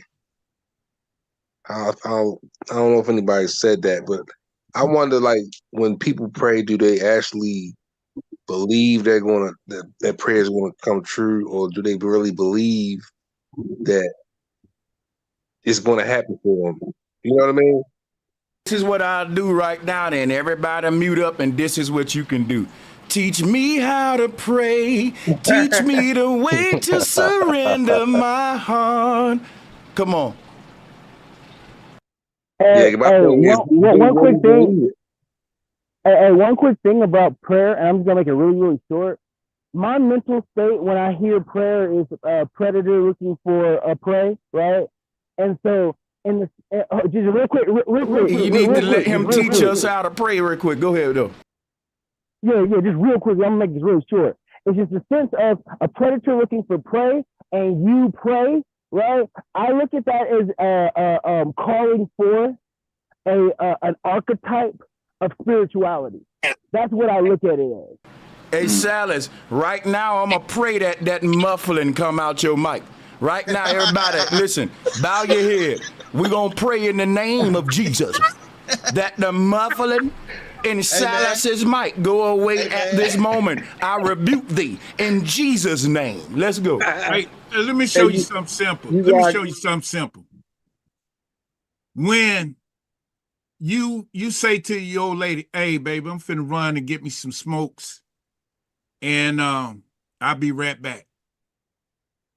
You just made a statement to her. You didn't pray to her. You didn't pray nothing. You made a statement. And when you make a statement, you got your keys, put your coat on, got in your car, and went to the store. You pray that way. You make a statement and you follow through. Faith without works is dead. That's what it say. So therefore, when you say something, when a man, you remember back in the day, they say, all the man got is his word. Well, if he make a statement, that's his word. And then his word manifests into the desire of his heart. That's how this work, bro. And some things gonna manifest because it's a law of seed time and harvest. Well, you got to understand the principle of cause and effect. If you plant a seed, you're gonna get an effect called a tree. That's how this work. The true way to pray is a self pep talk to your subconscious. That's all you doing. You ain't talking to no God. You talking to your subconscious, dog. And you telling your subconscious shit. And you got to go act on it. Like talking to something outside of yourself is insane. That's what the fuck we trying to tell y'all, bro. Exactly. It's talking to your fucking self. Exactly. It's like real quick. Early this week, I found out one of my close friends was in the hospital, right? I can say I can't say I actually prayed for him, but I sent positive energy, I believe, out to the universe. Like, I know my brother gonna be healed. You know what I'm saying? I know he gonna come home. Yesterday, I called to check up. His mother told me he out there moving around, handling business. I already knew 2-3 days ago when I heard he was in this position, it was going to turn around for him because I know he a strong brother too. You know what I mean? I believe it's in the energy bit, though. I believe that. I on that. Man, hold on, can I say my piece real quick? Can I say my piece? Hey, real quick, brother, before you peace out on us real fast, go ahead. Quick statement. A real quick statement. Now, I got a little bit of smoke with this prayer concept, right? Hold on, can I say my piece? Just a little bit. Before you get to the smoke, It's just a piggyback off what the brother was saying. It's just a piggyback. Peace to the Let's panel. silence regurgitate his theme because he's gonna keep, you know, I he's know. gonna keep Hold on, real spinning on the quick. same Nah, place. Let him be. Let him be. Let So that we get man rid of finish him his quick. story, man. He was already gone. Y'all got excited. Nah, it's about the peace though. It's about what y'all going off of already. But I was saying, like, when you go to prayer, a lot of people say prayers like prayer and all that. I get that. But when you say praying, you really, like you said, piggybacking off the brother, you praying to yourself. You literally talking to yourself, your conscious mind. So we're not supposed to be thinking of talking to like another person or a deity or things like that. You're literally talking to yourself. But that's why I say some people crazy. No, you're not crazy. You're supposed to talk. That's what you're doing anyway when you're praying. You're talking to yourself. But that's my piece. Then you go ahead with your smoke. I like the smoke. I like the smoke. Go ahead with the Let me smoke. come in. Let me come in with this. Big facts. So when we're talking about the brain and we're talking about prayer, right? The brain is measured in degrees, right? Now I want y'all to understand that when we look at the zodiac as a full circle, there are different degrees to how much the circle is completed, right? So they say you use 10% of your brain when we all know that's bullshit. You use degrees of your brain and how elevated the vibrational effort of the water in the center sanctum of your brain vibrates, right? So when you say something, when you think something, when you do something, there's an angle of what you're doing, regardless. There's a synchronistic angle to what you're doing. But Silas,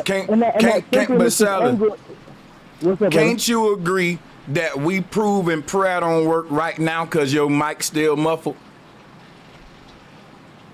We prayed for it that when you come back to be gone.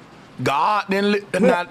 That's why I said maybe we need to learn. This goes into where I'm going with alignment. This goes into what I'm talking about when I'm putting into perspective to what prayer is alignment with whether you're going with your higher self, your mundane self, your lower self, whatever the case may be, right? So y'all just prayed for my mic to be right? Now I can go now. Taking that into consideration, I can just walk to my. Sanchez prayers might don't work. I can just walk. I can just walk to my room. I can just walk to my room. I'm gonna tell you something that my plans work, my prayers don't. Right, and that's where alignment comes with, right? That's where alignment comes into play. Sanchez, you like that, don't you? You like that shit, don't you? you? I like that. I know you like that shit. I know you like that shit. Now, let me show you. Let me show you something. What you said. I'm gonna build a platform and I'm gonna teach synchronism. That's what you said. Am I right? Oh yeah. Hello? Facts. Yep, my bad. My mic was muted. Facts. Okay. You said I am gonna create a platform and teach synchronism. And when you said that, everything in the universe went to work for you.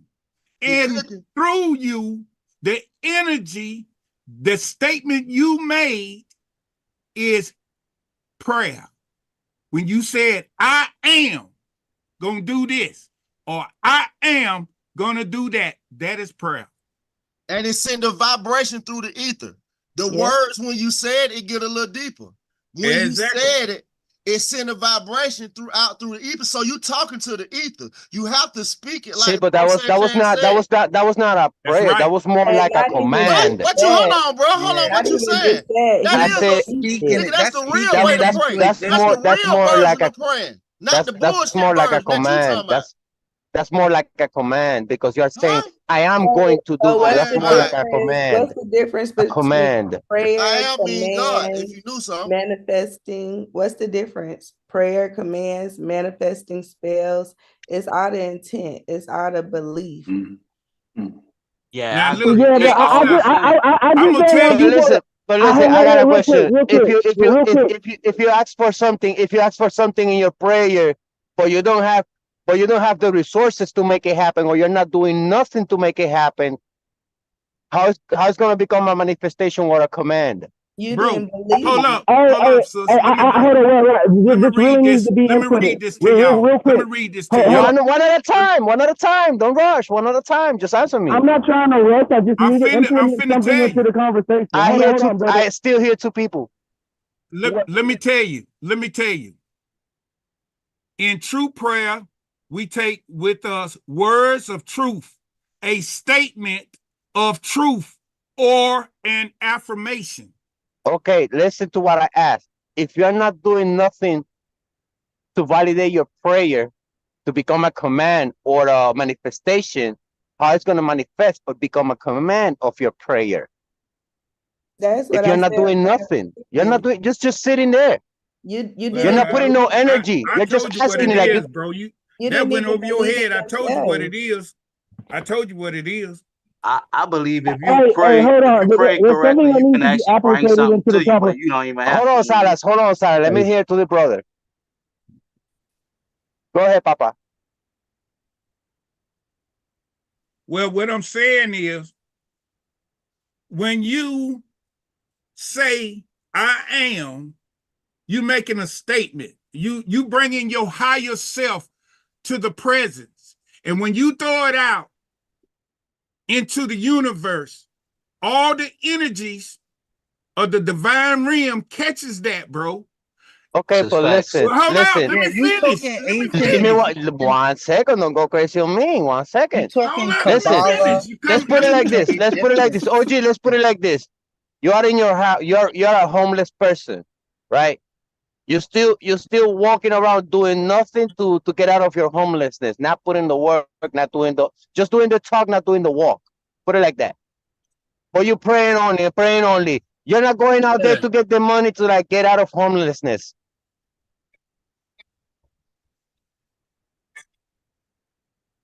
There you go. There you go. Hold up. Hold up. Hold up. Hey, Listen to what y'all. I'm telling you.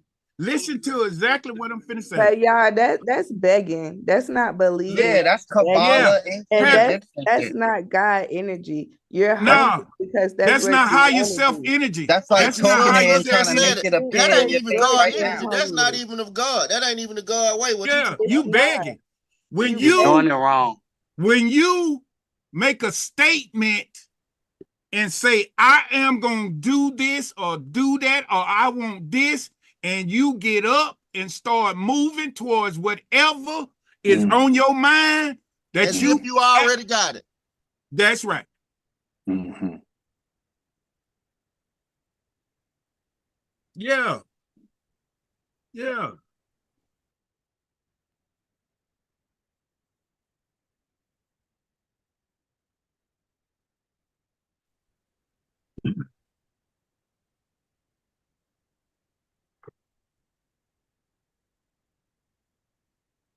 Oh, yeah. You're all right.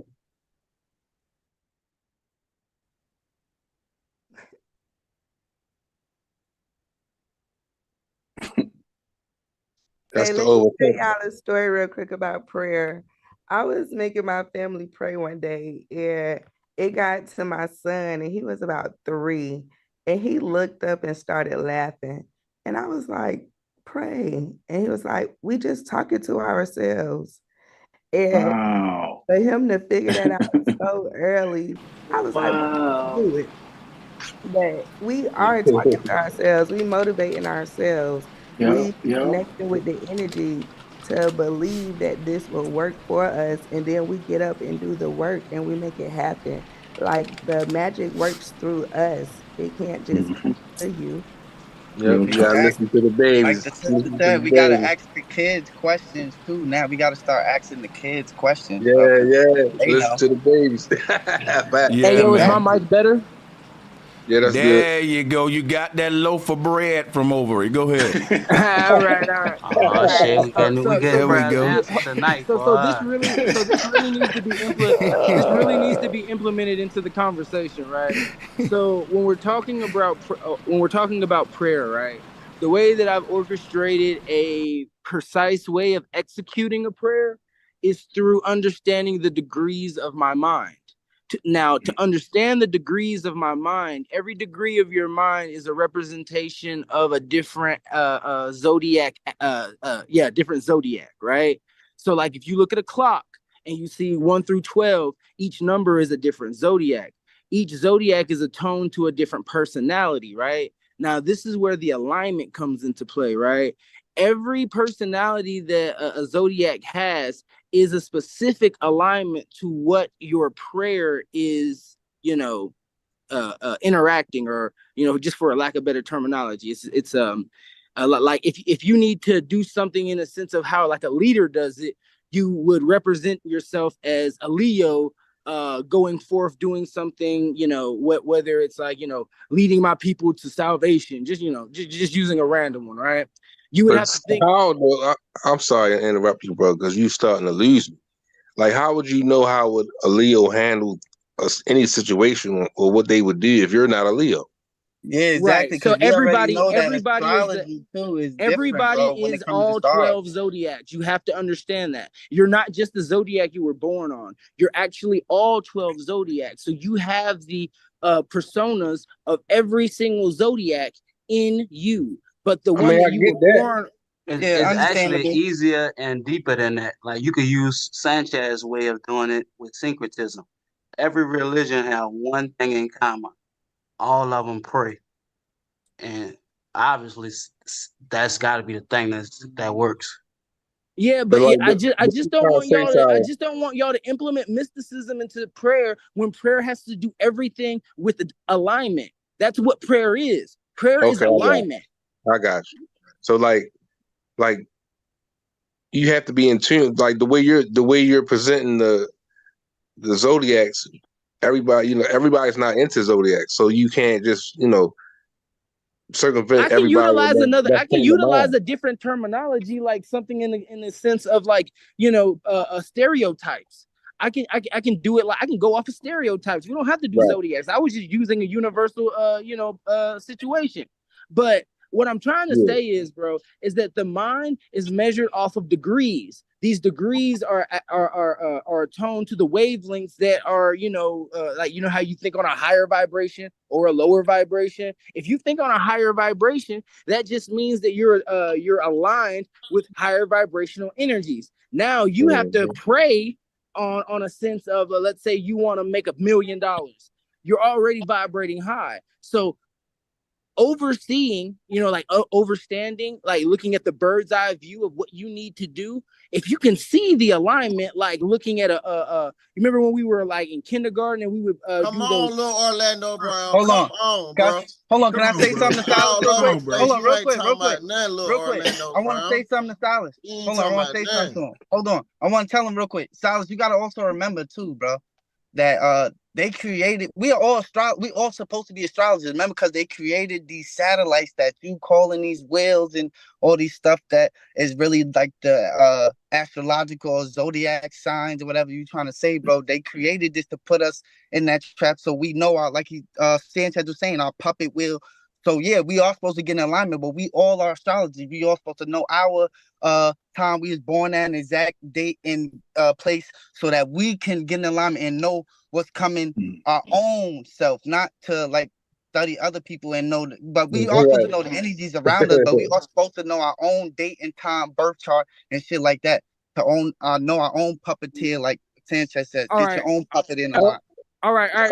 So the word God, everybody has heard the reference of generator, operator, distributor, or generator, operator, destroyer, right? We've all heard that, right?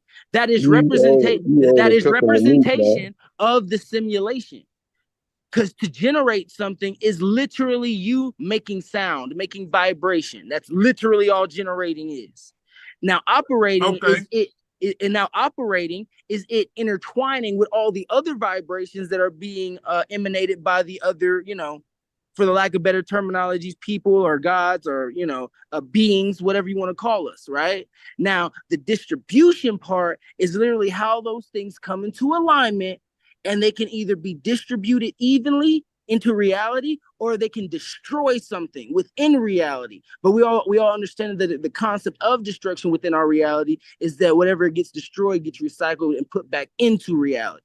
So that's well, I'm gonna say it just like this.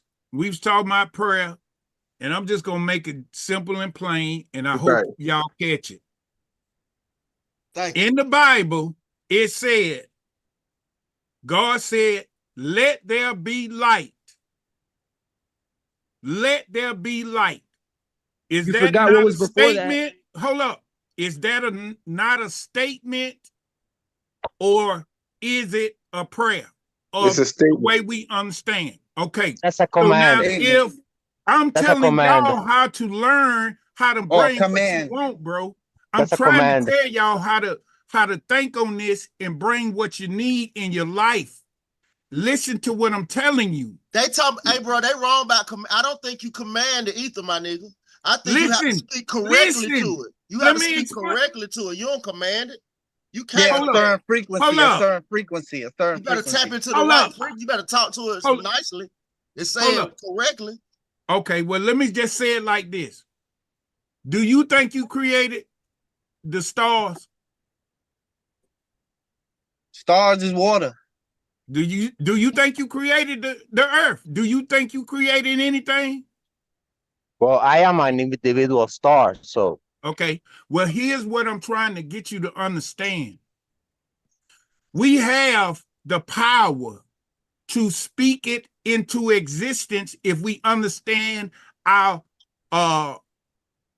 deityship, if you want to say it like that.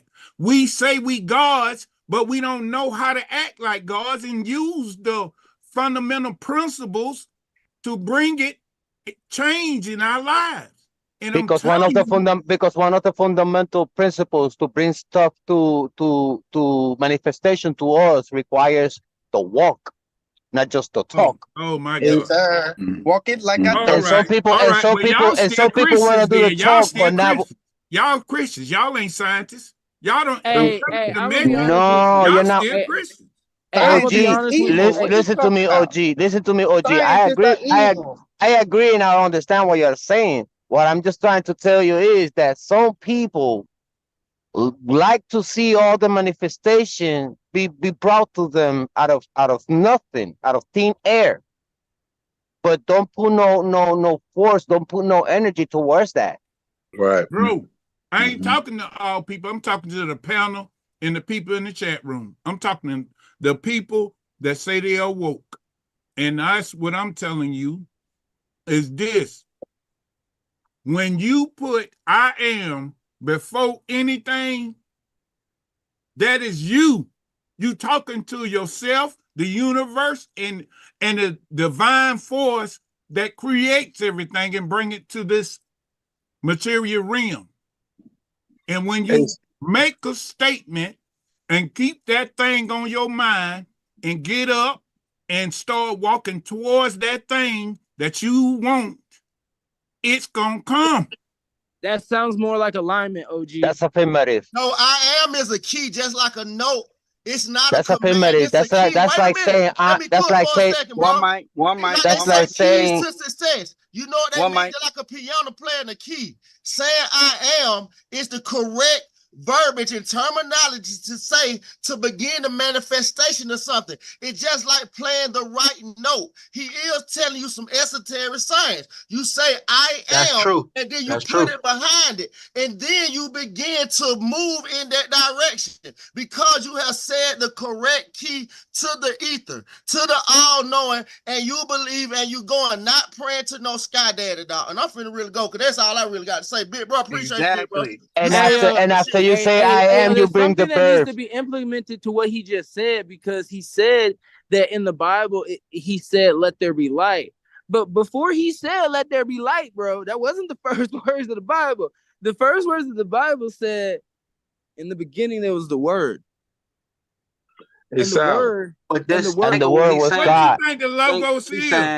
Hold on, wait, y'all. Let me sew it up. Let me sew it up. In the ether, y'all throwing smut what you're on what looking I'm trying for to bring to the panel right now. So all these words are crazy. One mic.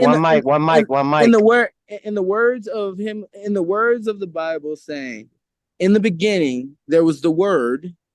The word is what generated the vibration within the waters to create an operating system that either destroys or distributes within the firmament that we are in. That's why he separated the waters.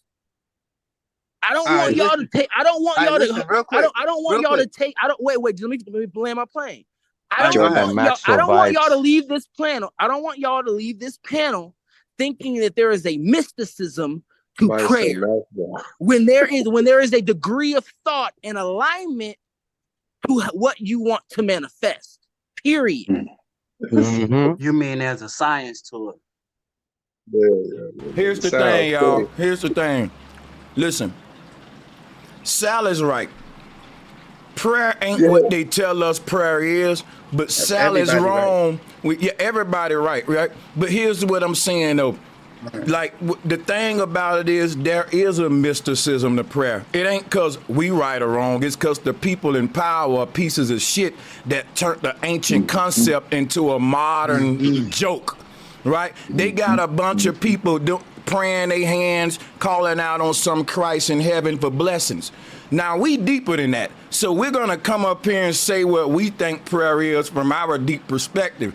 But I was addressing what it was, kind of stooping down to the Christians' level to try to meet them where they at, to let them know right there that you know what I'm saying, the whole concept behind that. But yeah, y'all got it. I just wanted to say, yeah, everybody going in. Like the Christians, I think they honestly believe if you get down on your knees and pray, it'll come faster. But Silas, like what the well, you need to really put a big pause behind that. If you get down on your knees and pray, it'll come faster. But I'm gonna tell you something right now. I'm just saying. Now I'm gonna tell you something. Christians get on their knees every day and they want blessings, but they don't get them. Now there's some young folks in Hollywood getting on their knees and they getting their blessings. That's all I'm gonna say. Damn. Yeah, some Christians don't get blessings either. Hey yo, but the only mysticism to prayer is what we've all been taught by Brother Sanchez to what mystery is. God which damn, is my story. Scare me, bro. Why you think we only been taught by hold Bro on. Sanchez? Where did you get the concept that we only listen to Bro Sanchez? Hold on, why did you think that only we get our shit from Bro Sanchez? Like we go ahead. We do our own research. For real.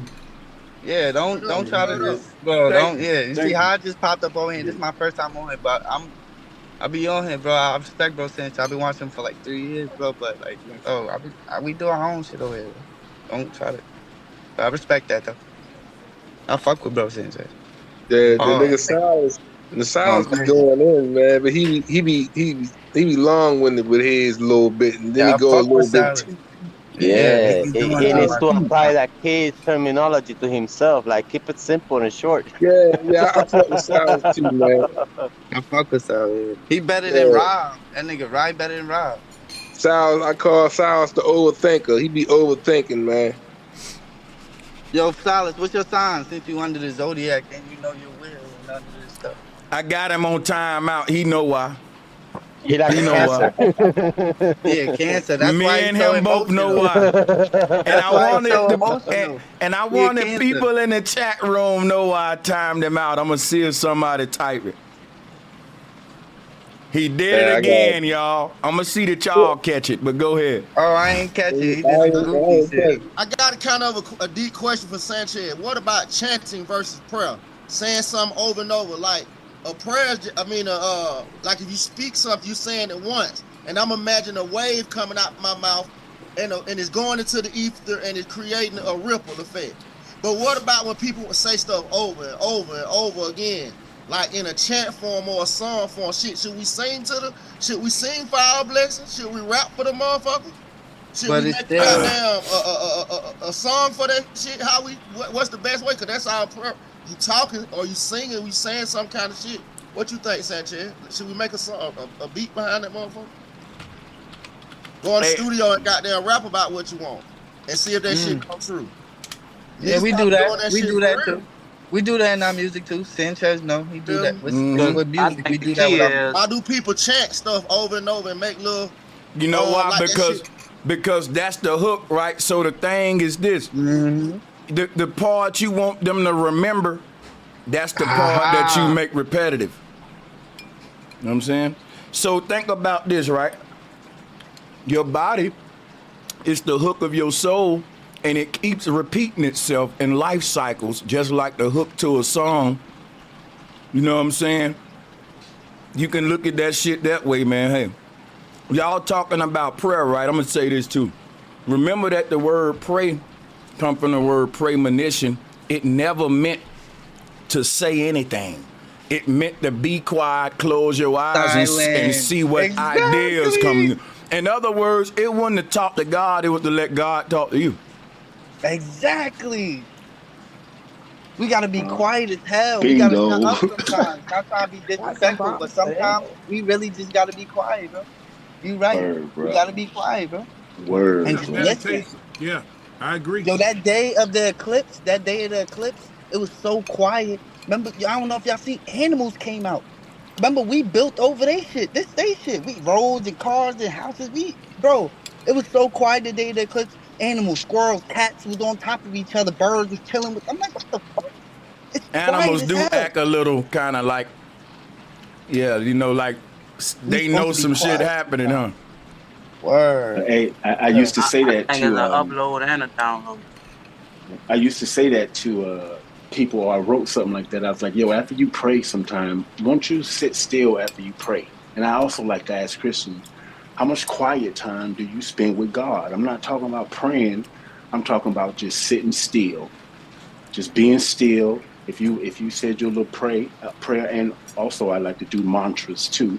But yeah, man, just learning to sit still, being quiet. That shit is powerful, family. And it's also scary too. I think that's why a lot of Christians don't spend quality time with God, because God starts to reveal Let me tell you yourself something to real you. quick.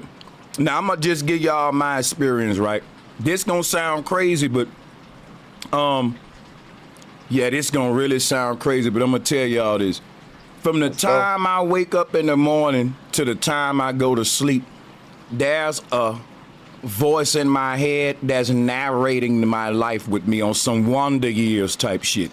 And it's like, I'm never just like some people. I don't know if y'all got this or not. I don't put it this way. I don't live alone in my head. There's this other voice in between my ears. I call it my mind. Some people call it they God. It's this inner voice within. Now, to me, prayer is learning how to amplify that by quieting yourself and letting it speak sometime. I'm so good at it at this point, I can be having a conversation with 10 people still having a conversation in my mind too. I mastered how to, and then that's this voice inside of your head, right? It got its own voice. It's a better form of you. It's making your ass say, man, yeah, I ain't going with y'all niggas tonight, and you found out that all them niggas got locked up, and you call that God save me. No, nigga, some inside of me. This is the inner God that we all got, and if everybody know that we got this in us, you know what I'm saying? It'll show you how great we are. Like, watch this, right? God is better than what these religions make God, because check this out.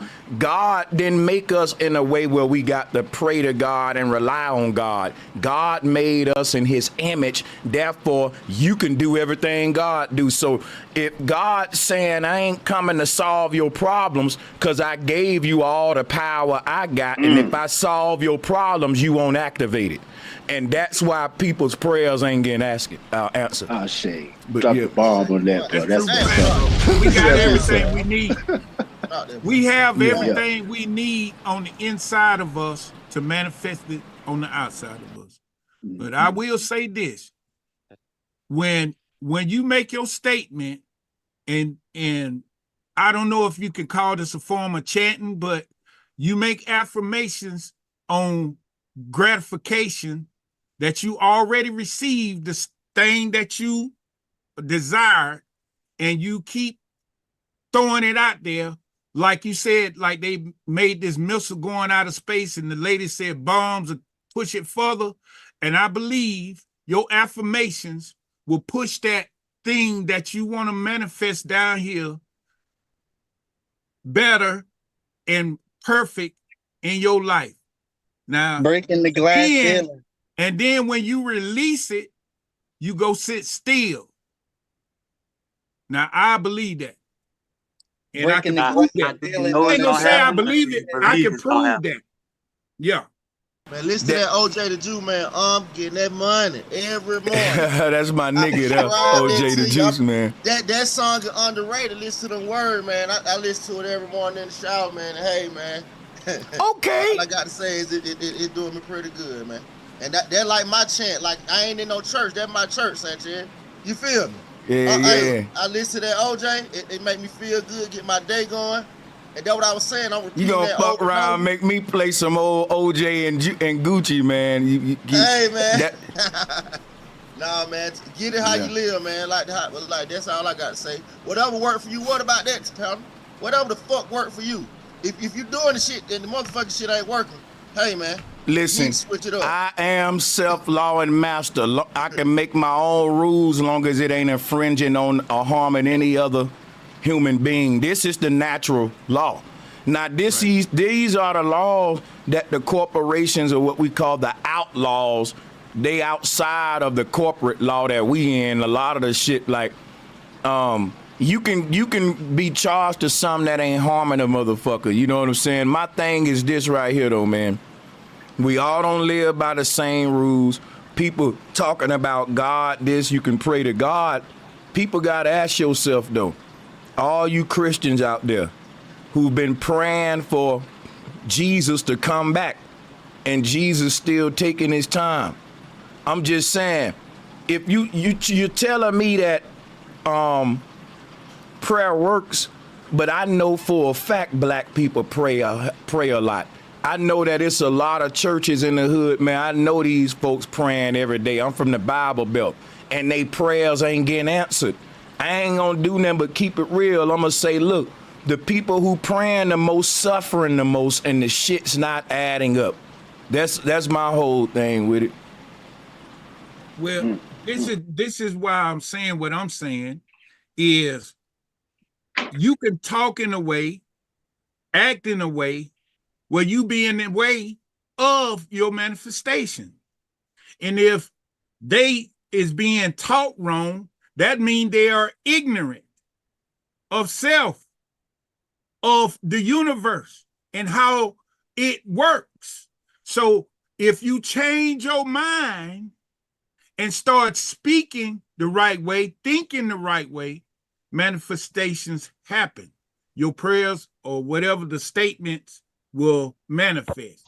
That's how this works. Yeah, I agree. That's a bomb right there. That's a bomb right there. I acknowledge you that. get your mind right. The problem is people be praying for blessings, but in their mind they really believe they poor and ain't no hope. See, the preacher telling them every day, hey, you gonna make it, but they know when they walk out that church, they gotta walk home. They ain't getting in that type of car that the pastor getting in. They hopping on the bus and shit. While this nigga up there telling them, cause he manifesting his shit, cause he on the shit we on. But the people in the congregation is on the bullshit, believing in this motherfucker. You see what I'm saying? Yeah. See, the problem too is that too many people is conformist. You know, they feel like I'll be good with just this little much. They don't ask or work or try to manifest something that's higher and better and work for it. You know. So if your state of mind is on a low vibration, like Bro Sanchez says, if you stay on a low vibration, like Bro Sanchez says, and you don't work for a higher vibration, you will not get any better neither. Let me say, shout out. Some people want families. You know what I'm saying? Some people want help. You did a lot of things. I just think. Hold up a second. Righteous aspect of the Bible too. You dig that you gotta go by. You gotta be a good person. Like Jesus and all the prophets, they was without sin. I think that's how they was able to get. Well, I think that's what we was told, but I don't believe that at all. You don't read Jesus' childhood where he was using his powers to punish motherfuckers who was fucking with him. Jesus was a ruthless little boy. But check this out, right? Shout out to Hawkeye. He said there's a thing called aphantasia. It's the inability to visualize mental images, often report difficulty with various tasks related to imagination, no inner voice, and more. About 4% of people have this. Yeah, mine a terrible thing to lose waste. Yeah, we should be grateful. Another reason for us to be grateful. Shout out to Hawkeye for that, and shout out to Thug Rob and Awakening Minds. Appreciate the super chat, man. Awakening Minds said testament equals statement, old and new to most. Taste the ether, yeah. Testament, tester, state, taste. Let there be light once again. Flat motherfucking power, for sure. Hey, salutes to everybody for the super chat. Y'all got it. Yeah, salute to that. Yeah, I like to know how many prayers go out to other people. That's, you know what I'm saying. If a lot of people in need. Yeah, I'll say this, man. People don't need prayers. They just need people to give them the shit they need. Think about this, right?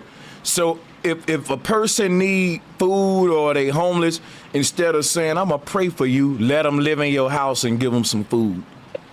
Right. But it ain't a lot of people that move like that. You know what I'm saying? But that's what I'm saying. So listen, we asking God to do stuff we need to be doing for each other, and that's why God ain't going to do it, because God said, how you love me more than you love your brother?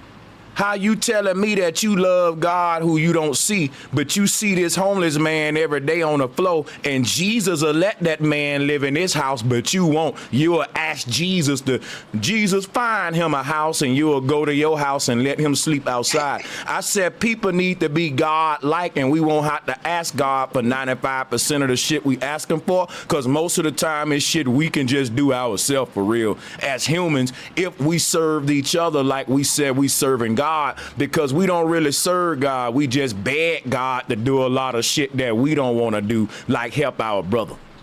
That's my point. You know what I'm saying? Because I think about when you mention the homeless, all these restaurants that throw away shit every night, every day. Why don't they just bag it up and give it to the homeless? Or, you know what I'm saying? They just throw it in the dump. They do that in Vegas, though. All the casino, they give it to the pig farm and the homeless and shit. But that's done in every major city that has a big population. Any city, any town that has a huge population with a good economy, and they're trying to sell fresh food, you're gonna see them at the end of the day throwing a lot of stuff away, like salads, the rice that they don't sell, beans, the meat. Any gas station, you're gonna see them dumping the sandwiches they don't sell. I know Sanchez gonna fuck with this right quick. Hold up. Hey Sanchez, I know you fuck with this. What about when I teach my kids, God can only, it don't could be a God if we do it. Like if you see a homeless person and they hungry, you give them something to eat. Guess what the first thing they say, Sanchez? Thank you, God. Thank you, God. Jesus. Yeah. God damn, bro. So you you can't God. thank me. Yeah. You can't thank me. That's all. God, I said, I know you feel me on that one. Like, damn, I feel you like a motherfucker. I did that, bro. Yeah. They might not even say thank you. But God gave that to you. Wait a minute, bro. Wait a minute. That's man. crazy, No, bro. That's a crazy statement. Let me so let me ask you something, New Orleans. I'm finna play a little game with you. Unmute your mic, right? If I'm hungry, let me holler at the brother that said God gave it to you. Watch this, right? I'm gonna ask you a series of questions real quick. If I'm hungry, I'm on the streets, I'm walking down the alleyway, and I find $100 bill on the ground. And I was just saying to myself, Lord, I don't know how I'm gonna eat today. You think God bless me, New Orleans? Nah, a bad thing for somebody else could be a blessing for somebody else. And see what I just said? See, now watch this, right? So listen, so let me show you something, right? Lessons and blessings. Hold on now. God's supposed to be the God of abundance, but God got to rob Peter to pay Paul. God got to let that old woman who need that $100 to pay for her prescription, right, lose it on the ground so the homeless man can find it to feed himself for 3 days. Them the games God play? Why God got to rob Peter to pay Paul if God the God of abundance? Well, look, you can play that game either way, because look what happened to that old lady. She went to the pastor, and the pastor gave her that money that she didn't have. You know what I'm saying? You putting that in there, bro. Now listen, but think about this though. God didn't even get that money to the pastor. His congregation did. So God still ain't in the picture yet. I'm still waiting on God to show up. Shit, the God congregation gave it to the pastor. So That's what I'm about to say. To the congregation, you can't get around God. Nigga. I'm getting, hold up, but I'm getting around God. At the end of the day, we can track all that money back to some people who work their ass off and not God, bro. I don't know what you talking about. God created him and gave him that energy. God created all No, this. brother, no, bro. Hold up, brother. They mom and daddy created them. That's something we know now. We can prove that now. What you saying, I gotta believe it though. If they mom and daddy wouldn't have had sex, they wouldn't be here. What you gonna say? God created sex, but God don't have sex though. How he created God don't get no pussy. God know he don't get no pussy. Don't even go there now. We know God ain't created no sex when he got the driest dick out of every man he ever made, son. Come on now. God don't need no sex. God just pop them out. Immaculate conception, you dig? Like Jesus, you just pop him, you dig? That's why he gotta stick the dick in him. He just out. You know what I'm saying? God just sit on the throne all day and he you know, I don't know if even God got a dick now that I think about it. God might not even have a dick.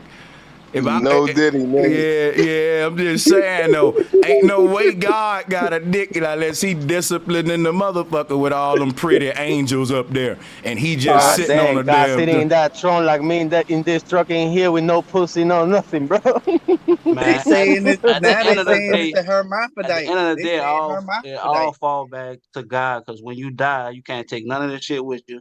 You know what I'm saying? Like Solomon say, it's all vanity. So you gotta, you know what I'm saying, acknowledge at one point, you know what I'm saying, you gotta, that's all really you got in this world, you dig? You know what I'm saying? Hey, let me ask you this though, bro. Do you work for a living? No, I'm self-employed. You hear? I got rentals. Okay, and hold on. businesses. I ain't asked you, I just asked you, did you? Let me go here.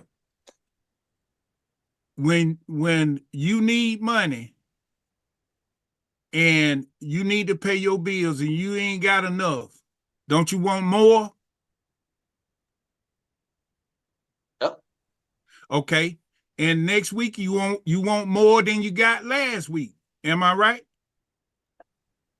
Yes, that's just true. This is how the universe expands, bro. We expand. Our thoughts expand.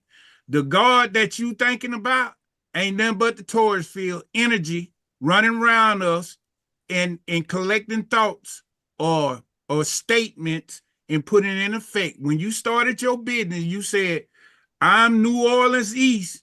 I'm going to start this business and I'm going to make it the best. And you put it in effect. You put it out there, you put it inside of you, and the energy took over the thoughts and y'all manifested your business. This is how this universe works, bro. It's an energy. It's not what the Christian think it is. It ain't no man doing this. It's an energy force that connects to our mind, bro. And we also got to know our consumers law. That also I think our mind is the energy source. But I like the bill tonight, man. Everybody going in. I want to take a minute, drop a bomb for the panel, man. Salutes to all of y'all. And to the people in the channel, don't forget to donate the Cash App. Hit the Cash App so he can continue. Like the video, share, comment. Yeah, hey everybody. Hey, at this time, y'all might not like this. I got some good and bad news. The bad news is I'm gonna shut this stream down. The good news is it's gonna redirect y'all to my beat channel. I wanna cook up some beats. I've been trying to make time to do it. You can feel free to listen in and talk in and chat and however y'all wanna do it. But that's what I wanted to do, man. And you know, that's what the fuck I'm gonna do here when we close out. I'm a rapper, man. I like beats. I like the sounds. Let's go. Let's hear the frequency. For sure. So that's what we're gonna do then. Old school beats old school rhymes on y'all now. Don't start that, you can't finish. I appreciate that. I've been making these motherfuckers since I was like a teenager, man. Like Fruity Loops been around a long time because the first one I had was like FL8, FL9. That shit was so fucking When I look back at it now, I don't even see how we was making hard beats on that shit, but we was. But yeah, now it make, not only do you get better with it, when the programs get easier to use, and you came up using these programs when they was hard to use, it's just make you look better than what you are too. Cause I've been using Fruity for a long time. Like, they should let your boy work with the company. But yeah. Salute to everybody. Hey, bro, real quick, man. I don't mean to change the subject or something. No, y'all good. Like that. But what I wanted to give a couple opinions on what God-given ability is.